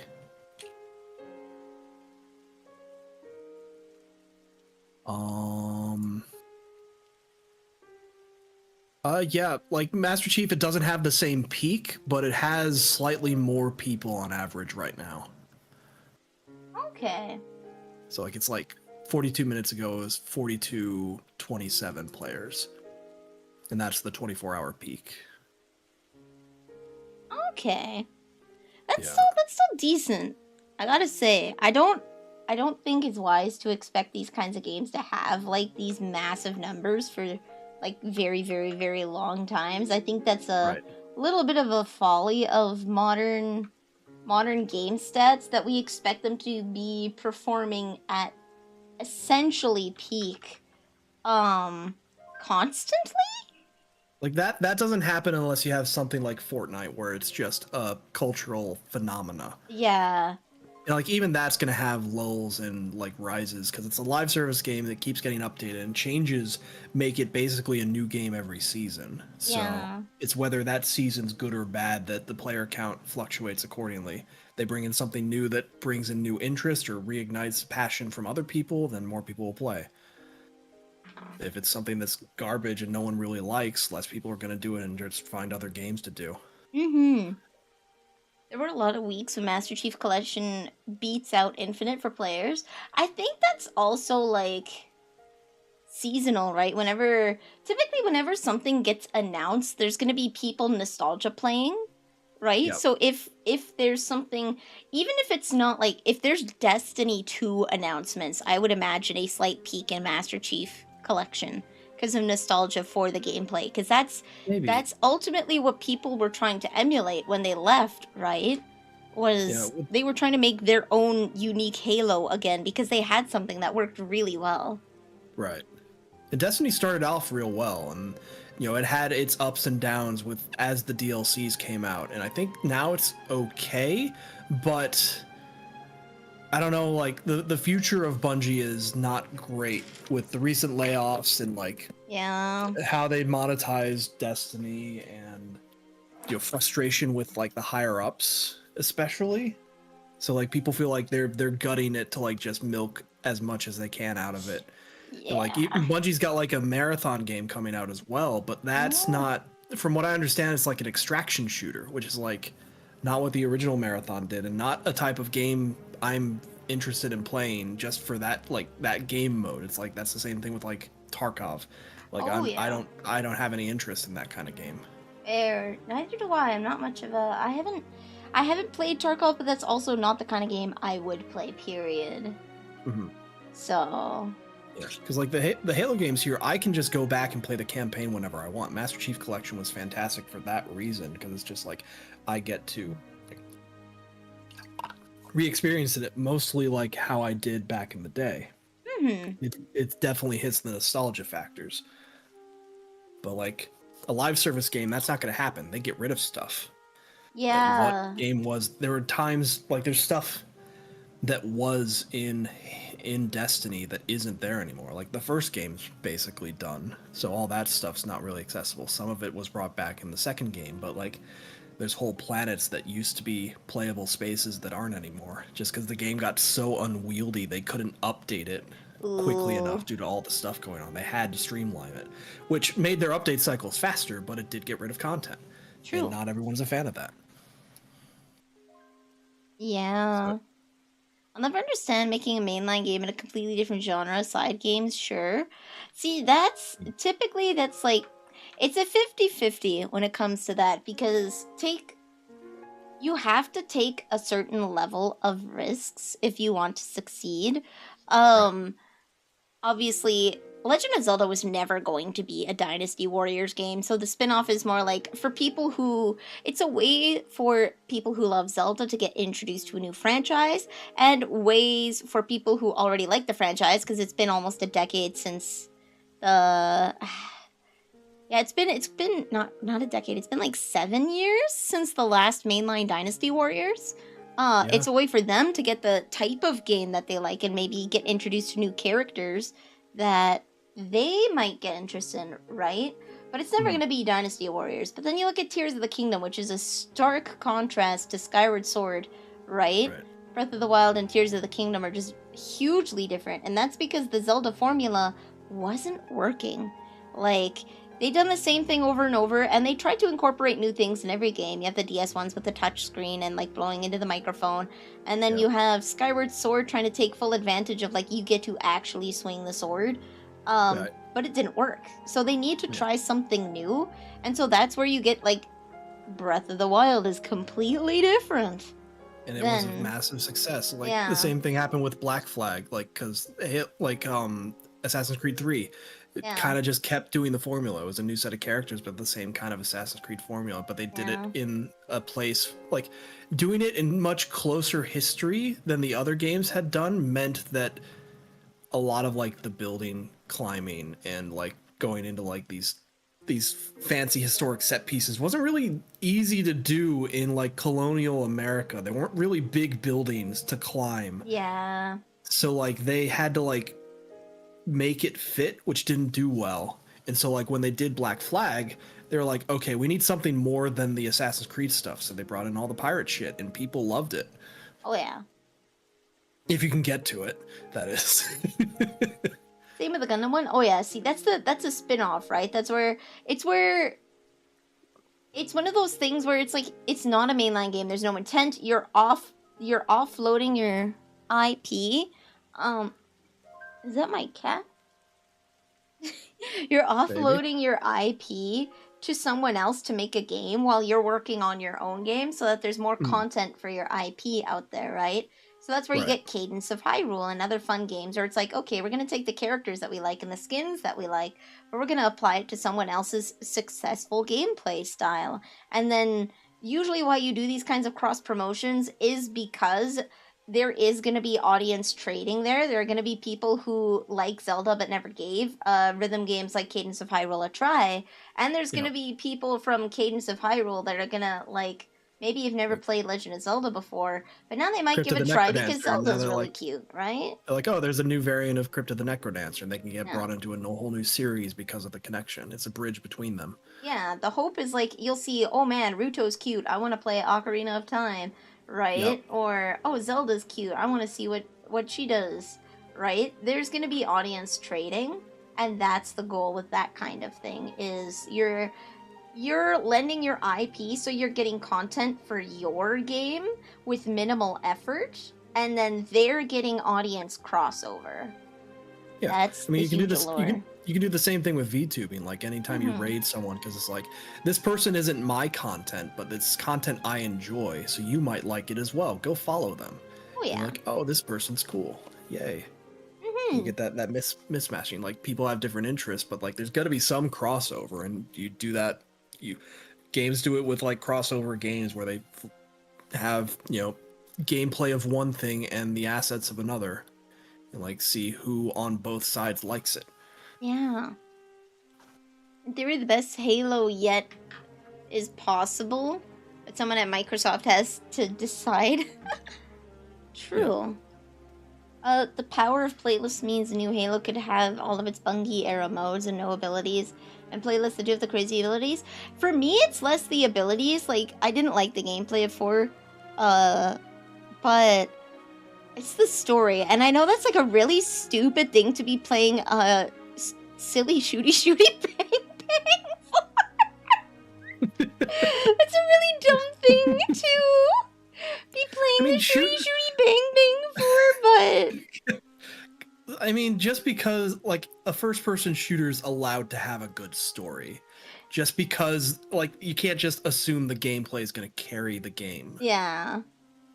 I am there 100% for the story, so when the story sucks, I can't do it. So even if they have the best gameplay ever, I'm probably not gonna get it because I'm just gonna get mad that I don't like the story. Yeah, you can only take so many notes on the gameplay, but taking notes on the story is like your bread and butter. So Oh, if yeah. you can't, if it's garbage to write down, you're not like if it's garbage to play, you can even just experience. Taking detailed notes on anything about it other than to like rip it to shreds later is like futile for you. Yeah. It's mostly so that I can remember what my talking points were, right? Because it's like I took notes for the Borderlands movie because it's like I want to communicate how I did not enjoy this, and taking notes helps you reference specific scenes, right? Because you're gonna forget over a period of time, right? And notes will help you remember. And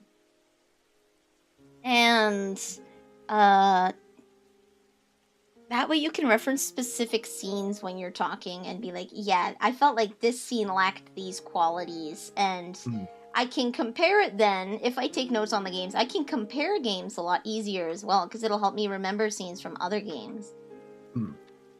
It's especially important in mediocre games. So there's three kinds. There's the best game you've ever played where you love everything. There's the worst game you've ever played where you hate everything. You're going to remember a whole bunch of those. And then there's the game where you just couldn't care. It's like, well, I guess we're doing this now. And you're just kind of dragged along because you've already paid $40 to $80 for this game. And so you might as well finish it. Go through the motions, make it worthwhile if you can't get your Steam refund anymore. Yeah. And so that is like... That's where you're gonna really want the notes, because you're gonna forget a whole bunch of stuff because you just don't care. And that's where the notes helps, because that is arguably, in my opinion, the worst kind of game you can play, is the one that you just really, really, really don't care. Like the so bad it's bad kind of game. Just like there's nothing noteworthy about it that's gonna burn in your memory because there's no emotional connection to whatever events are happening. You're just going through the motions because you have, muscle memory on how to do this type of game. Yeah, and it doesn't leave an impact. You're not going to recommend it. You're not going to recommend it to your friends, but you won't ever talk about it because it'll leave as soon as it came, right? Right. So, yeah, no, the Halo rating's really good. It isn't a silly game, but when you talk about Halo, for people who haven't played Halo, right, it's just a silly shooty bang bang if you haven't played it. But then if you have played it, it's like, oh my god, there's a story. There's a lot of lore to dig into. Like, there's the stuff that you see just playing the normal game. There's stuff that you see if you seek out extra content within the games, like written dialogue, the terminals in 3 and 4, doing harder difficulties to get like alternate endings.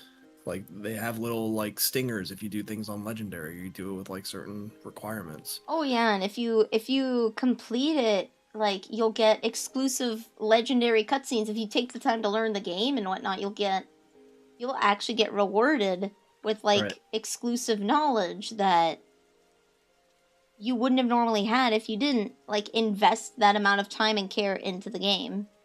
Yeah. So like back in the day, you had to see the game happen to see what happened there. Because nowadays, someone can just rip the cutscene and put it on. Like, this is the legendary cutscene for this game, so you can just go watch it without having actually accomplished the feat.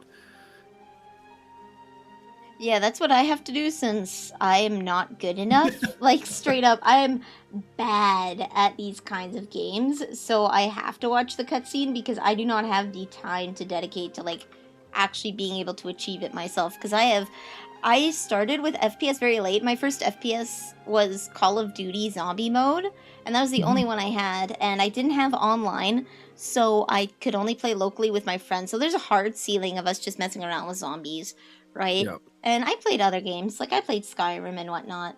And then the next one was Overwatch.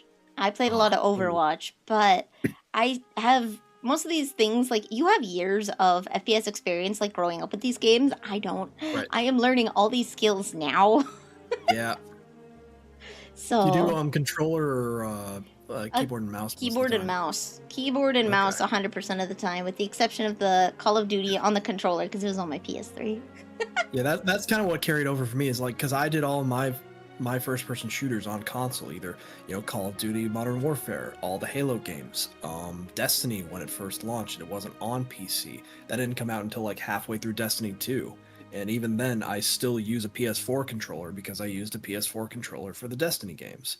I think I might have used, original Destiny I might have had on Xbox, and then I moved to PS2 or PS4 on Destiny 2. When it launched. Okay. I think it was like a little bit exclusive to some degree there.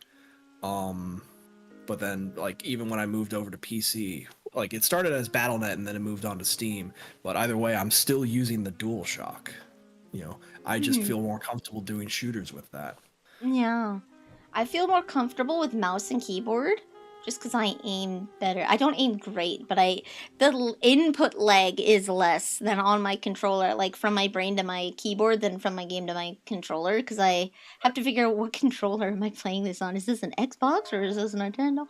Every single time I play these games, I have to re-figure out what controller I'm Yeah, I try to keep it consistent with the like the DualShock has been my go-to because of that.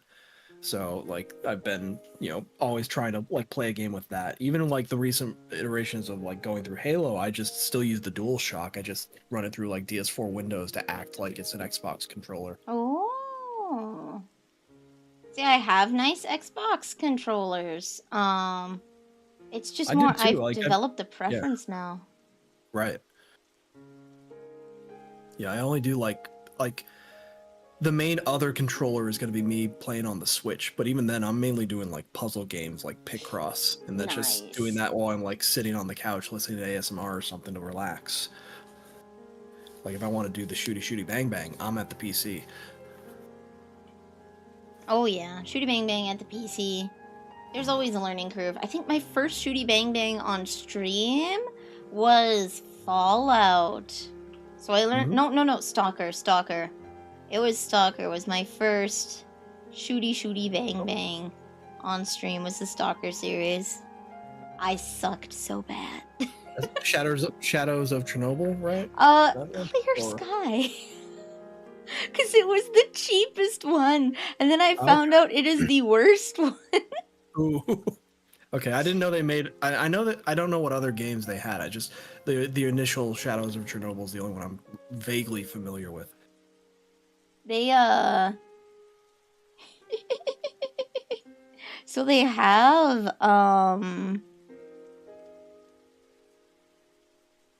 It's like a prequel, a sequel prequel. You have Shadow of Chernobyl, and then you have Clear Sky, which is like, I think it's the third game in the series or something. It takes place before Shadow of Chernobyl.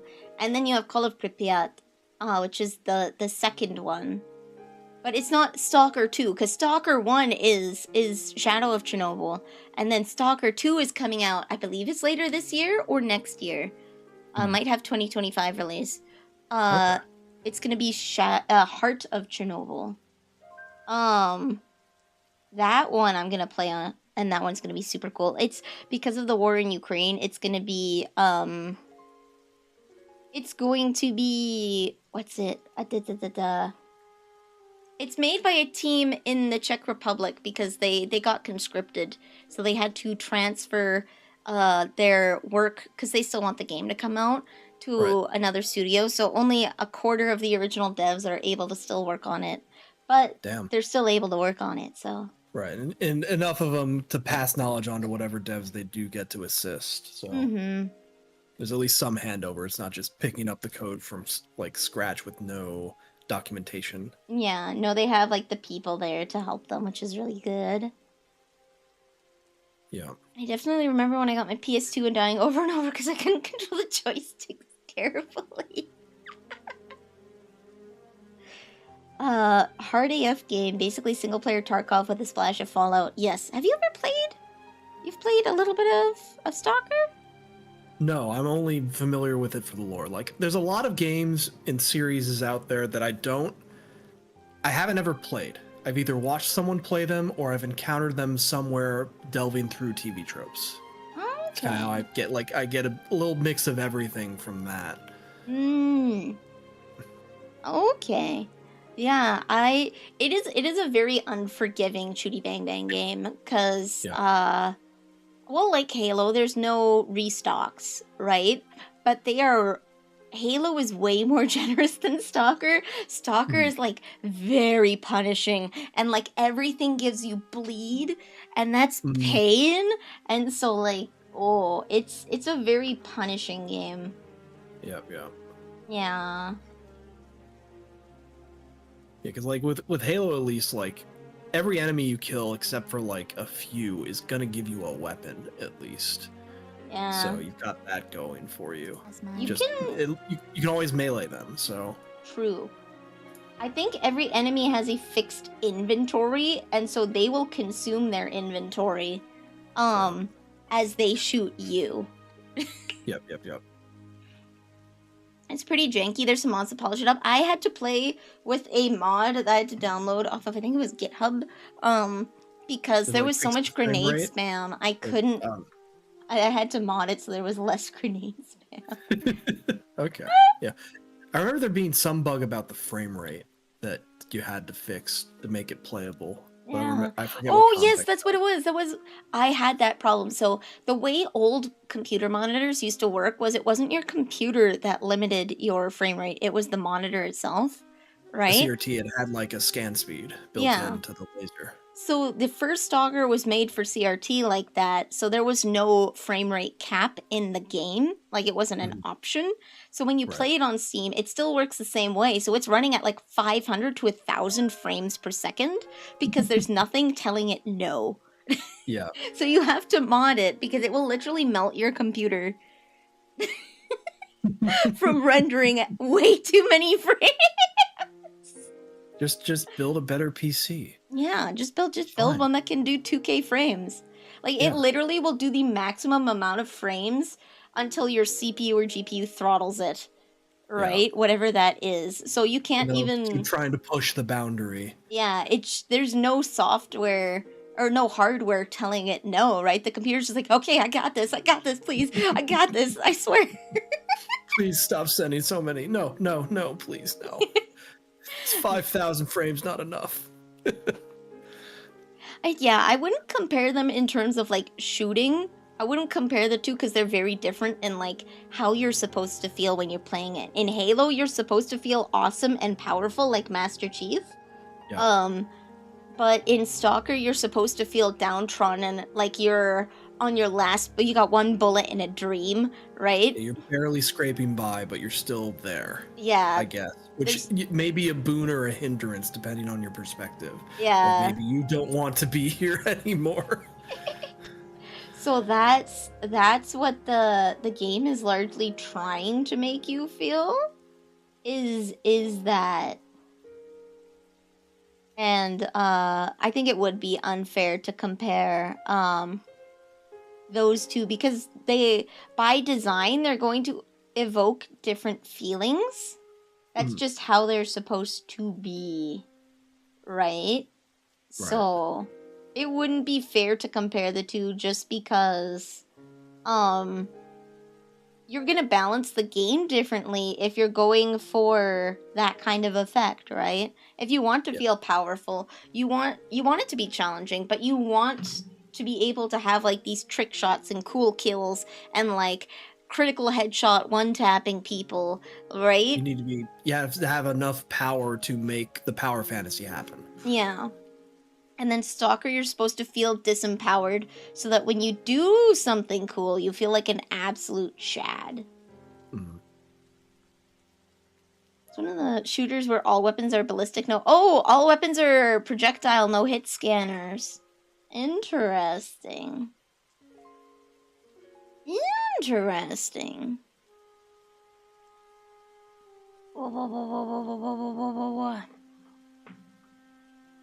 Sorry, I'm gonna take a sip here real quick. Yeah, go for it.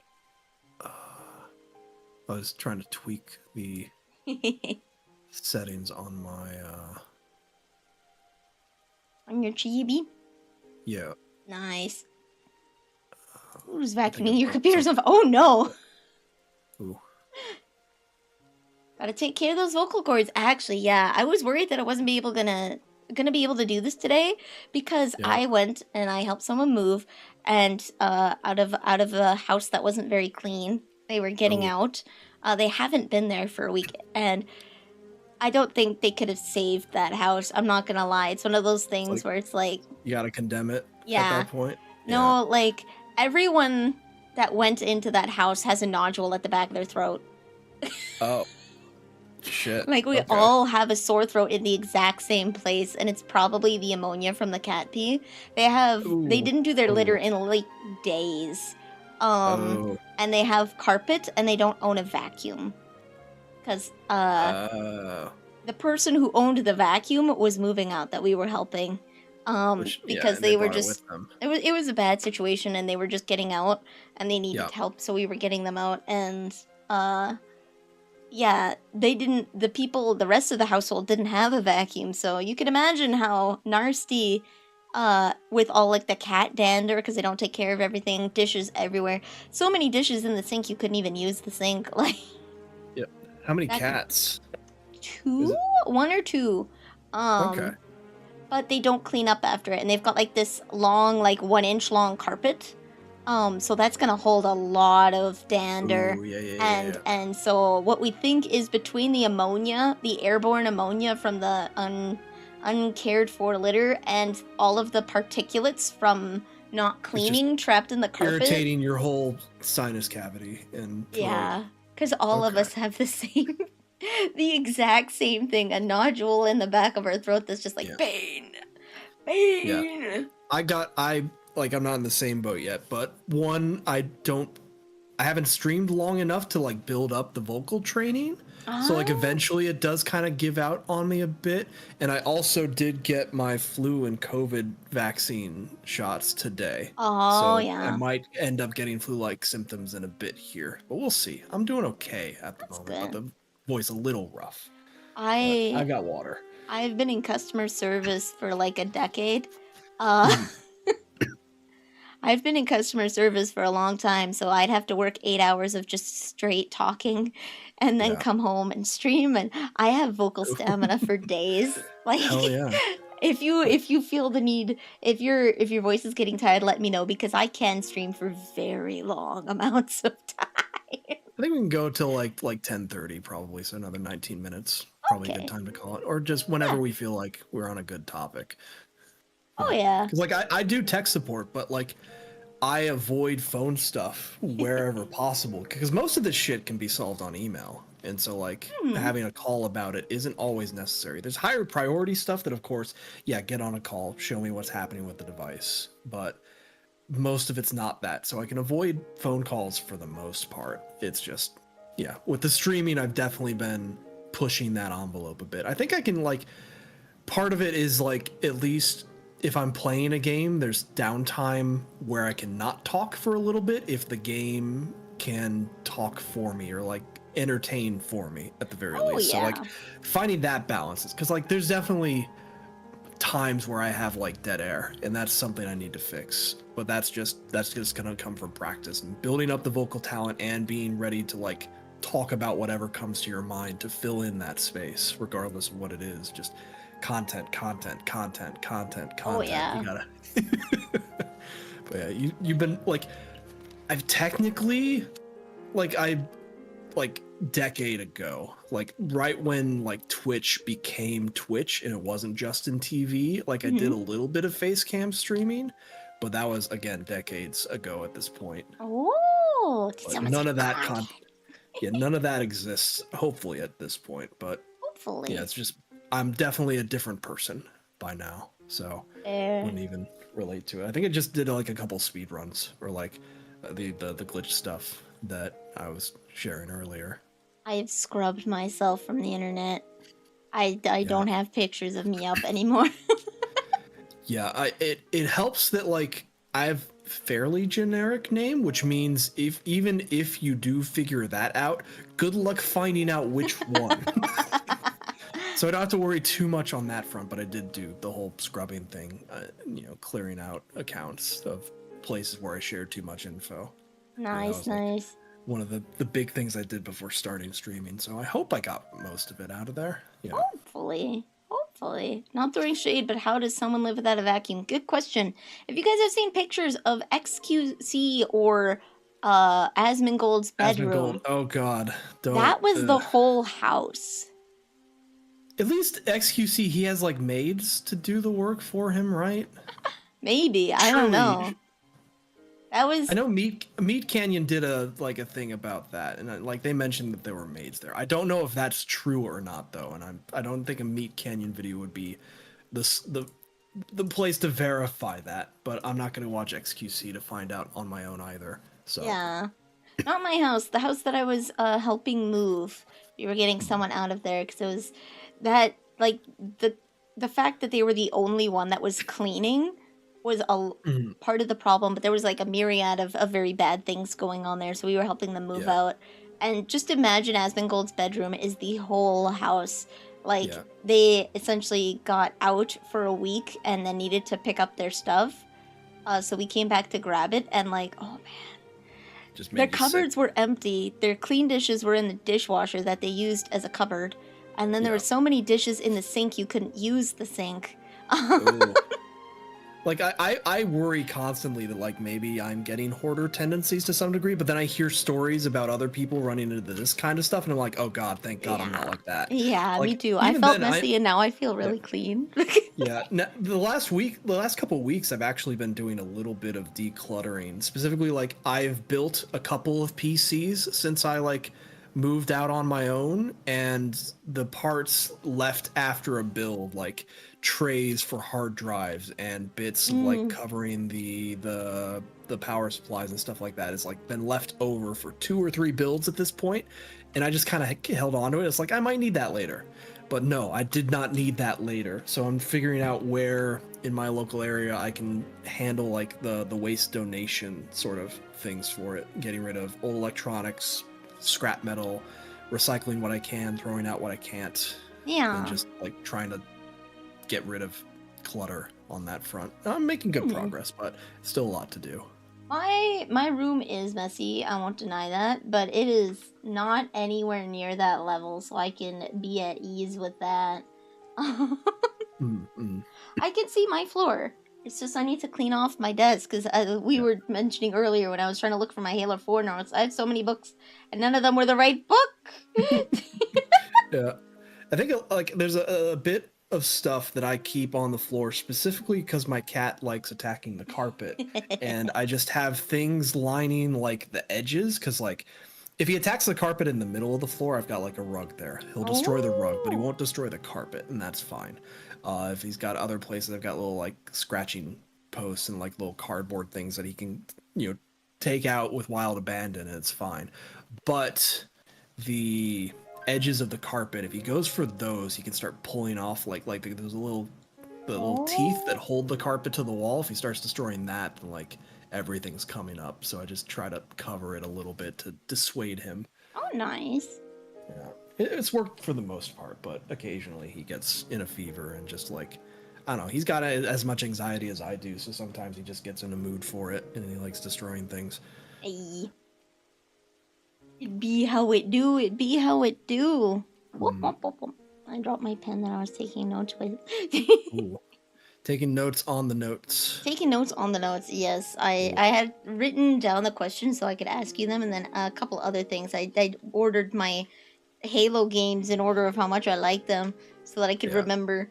I think the final order I got from mine was Halo Reach, Halo 2, 3 and ODST, Halo CE, Halo 5, Halo 4. If I had to put like Halo Wars in there, I think I'd put it after 3 and ODST, before Halo CE. Okay. Okay. A lot of people have yet to realize they can wash a dirty dish in a few minutes. Yes. No, there's no saving those dishes. They're gonna have to like soak them in a bathtub. Yeah. They're nasty now. They've been too dirty for too long. I've gotten better about at least when a dish is dirty, I either wipe it down immediately or I at least load it into the dishwasher. So like when that fills, I can just run it and then put those away. Yeah, like pretty a week much. later when I remember to, but still, it gets them clean. I need to get a little slider thing so that I can put it on my washer so I know when it's clean, because I forget. Yeah, I got that, yeah. Yeah, I forget if it's clean, and I don't want to put them back dirty, so I'll just wash it again. Wash it again. So sometimes I wash the dishes 2 or 3 times because I forget. Yeah, I did the same thing, and I got that like this little magnetic sign that's like I just flip the switch over, flip the cover, and it's like these are clean, these are dirty. Yeah, it's just then you know as soon as I start the dishwasher, I just flip it to clean, and I know. I do not enjoy washing the dishes. I have to do that for a living, and I hated every second of it. You go and you wash the dishes at home, at work, and then you come home and there's more dishes, and you're like, why me? Yeah. Why? Yeah, like, stuff like that, I can see. Like I taken my work home with me a little bit in terms of like I do tech support, and at this point, I've been trying to make that part of my stream content where I actually help people with technical issues live. And it's popular compared to my normal stuff. It's the power of just chatting, where it's just like, oh, that's double the viewers I normally get. What the hell's happening? Like a lot of that is just me sitting there playing like RuneScape in like a small screen on the background until someone opens a case. But people stick around still, so I don't quite get it, but I'm gonna milk it for all I can. And I get to help people at the same time, so it's worth. Nice. All right, we're approaching the time that you had mentioned, so probably a good plot to start. You got someone as a raid target, I was going to ask if there's... I'm always down to meet new people, if there's anyone that you know that would be cool to meet. Do you know It's Bear VT? No, I don't. Let me see. It's Bear VT. She's not currently streaming, but she is getting interviewed by Vtuber Talk. Oh, okay. So we could go raid her on Vtuber Talk's channel. Oh, there we go, yeah. Oh, she's cute. Oh, she's cute. Yeah. There we go. Oh, wait, there's a section called Talk Shows and Podcasts? I've been in just chatting this whole time. Lamau. Okay. Oops. Oopsie dude. Well, we were chatting. Yeah. So we can make it a podcast officially. You gotta get that. Yeah, well, it'll go on the YouTube. So. And we do have to have the tagline for it, right? You do have one of those. I do have a tagline. I do have a tagline that we'll end on. I hope you guys. I'm surreptitiously reminding you because I remember you forgot. I forgot the first one. I hope you guys enjoyed the Halo talk. It's very cool to talk to someone who knows a lot more about them and had more like first-person experience when they released. Because I experienced everything post, right? And I know a big part of playing the games is like the release experience, the anticipation of the game, the like driving, begging your mom to drive you to Walmart to get the game, like, or standing Mom, outside for the pre-release line. Please. It's not the same without the Mountain Dew. It's got Chief on it. It's good. Please, Mom. Always good to hear more views in case I end. I hope you end up at Microsoft. The one thing is, please do not make the story an afterthought, okay? There's this guy that, like, I don't condone death threats except for one person. Emil Pagliarulo, the lead writer at Bethesda for Skyrim, Fallout 4, and Starfield. He said in a post-Oblivion talking about what they were getting ready for Skyrim for, because it was in between releases, he said that nobody cares about story. You write them a story, they'll rip the pages out of the book and turn them into paper airplanes. You just need to get to the good part. I would like to shoot the man and crucify him publicly. Shoot him with like an origami gun. Yeah, shoot him with an origami gun. Like, this is the paper you didn't care about, have it back. Here you go. Right? Like, you can't... I think it's the same thing with, like, kids' movies these days, as well as, like, just because it's for kids doesn't mean that you can write garbage, right? That doesn't make it correct. The new Minecraft movie is probably going to be that. Because it's like a lot of people have been throwing out the excuse, oh, it's made for kids. It's like, so? That doesn't mean it can't be good, right? That doesn't mean adults it can't be are good. Making it. If they're making it for kids, they can still make it good for the kids, even, or just make it for people to watch in general. Make it good. Kids should have good content to see. They should expect good things, right? You give them good things, so they learn to expect good things, so they will go on to write good things, right? Because it's going to be a very bad, I think, 50 years of writing. Because you're gonna have a bunch of writers that were raised, like, I know there's book talk and whatnot where people complain about having to read a book. Like, why are you part of the book reading club on TikTok if you don't even like reading books? Like, there's too much dialogue, there's too many words. Like, put in... The paragraph is this long, I'm skipping it. It's like no, just no. No, right? So please, if you ever go anywhere in terms of like creative stuff, do not half-ass anything. As we say in my house, we whole-ass things in this household. Don't do something half-assedly because, oh, it's whatever. That's not what people are here for. Put your whole heart and soul into everything, even if it takes you a little longer. Put your whole heart and soul into everything so that you won't have any regrets, and you can, even if it sucks, you will have made something that you're proud of because you know you would have tried your best, right? You'll still be proud of it even if it isn't good because damn, did you try? Yeah, if you put your all into it, then at the very least that stops being an excuse for like, if you look back on it as a failure, you're at least I did it. At least you put your all into it. If your all wasn't enough, that's unfortunate, but it's not a failing on your part. Yeah. You know, that's just circumstances, and like sometimes life goes like that, but you tried, and that's what counts. Yeah. So write good story. Yes. I'm here for story. I'm one of the rare people that will take mediocre gameplay for great story. So if you have like, no story and no gameplay, it's bad. Like if I can't like enjoy delving into the stuff after the fact, reading up on the wiki articles, seeing where it goes on TV tropes, and like following up on that, if the articles about that are just so empty because like the content is that devoid, then it's like no one's gonna follow up on that. Yeah. No one's gonna like be like, this motivated me to do this other artistic thing. It's just it doesn't have that effect anymore. Again, like the worst thing you can be is forgotten, right?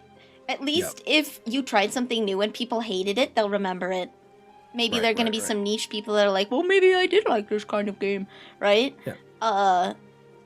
You know, the worst game you've ever heard of, but you have heard of it. Yeah, you have heard of it. Your name is in relevancy still. So, we're going to say hi to Vtuber Talk. They are interviewing It's Bear VT today. So we're going to say hi to them. Vtuber Talk, I think once a week, interviews... It's either like once a week or twice a week. Interviews a VTuber. They just sit down and have their own podcast. So they've interviewed quite a few people that a I few friends know. of mine for sure. They're on episode 159 with this. So they've been doing this a while. No monetization. They do it because it's fun to do. And they got a cute microphone model. It's great. yes. Straw. I forget who made. Like he has a couple of different variants of that microphone. Actually, I know Straw made one of them. I saw a chibi one, made by the person who made the Chippy Chippy Choppa Choppa Miku.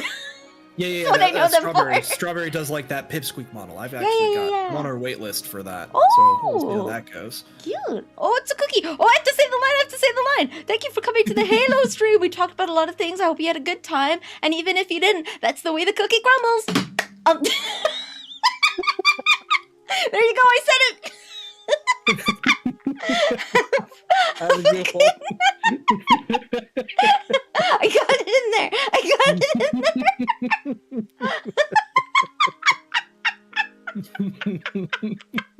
All right. Oh, I forgot a raid message. Oh,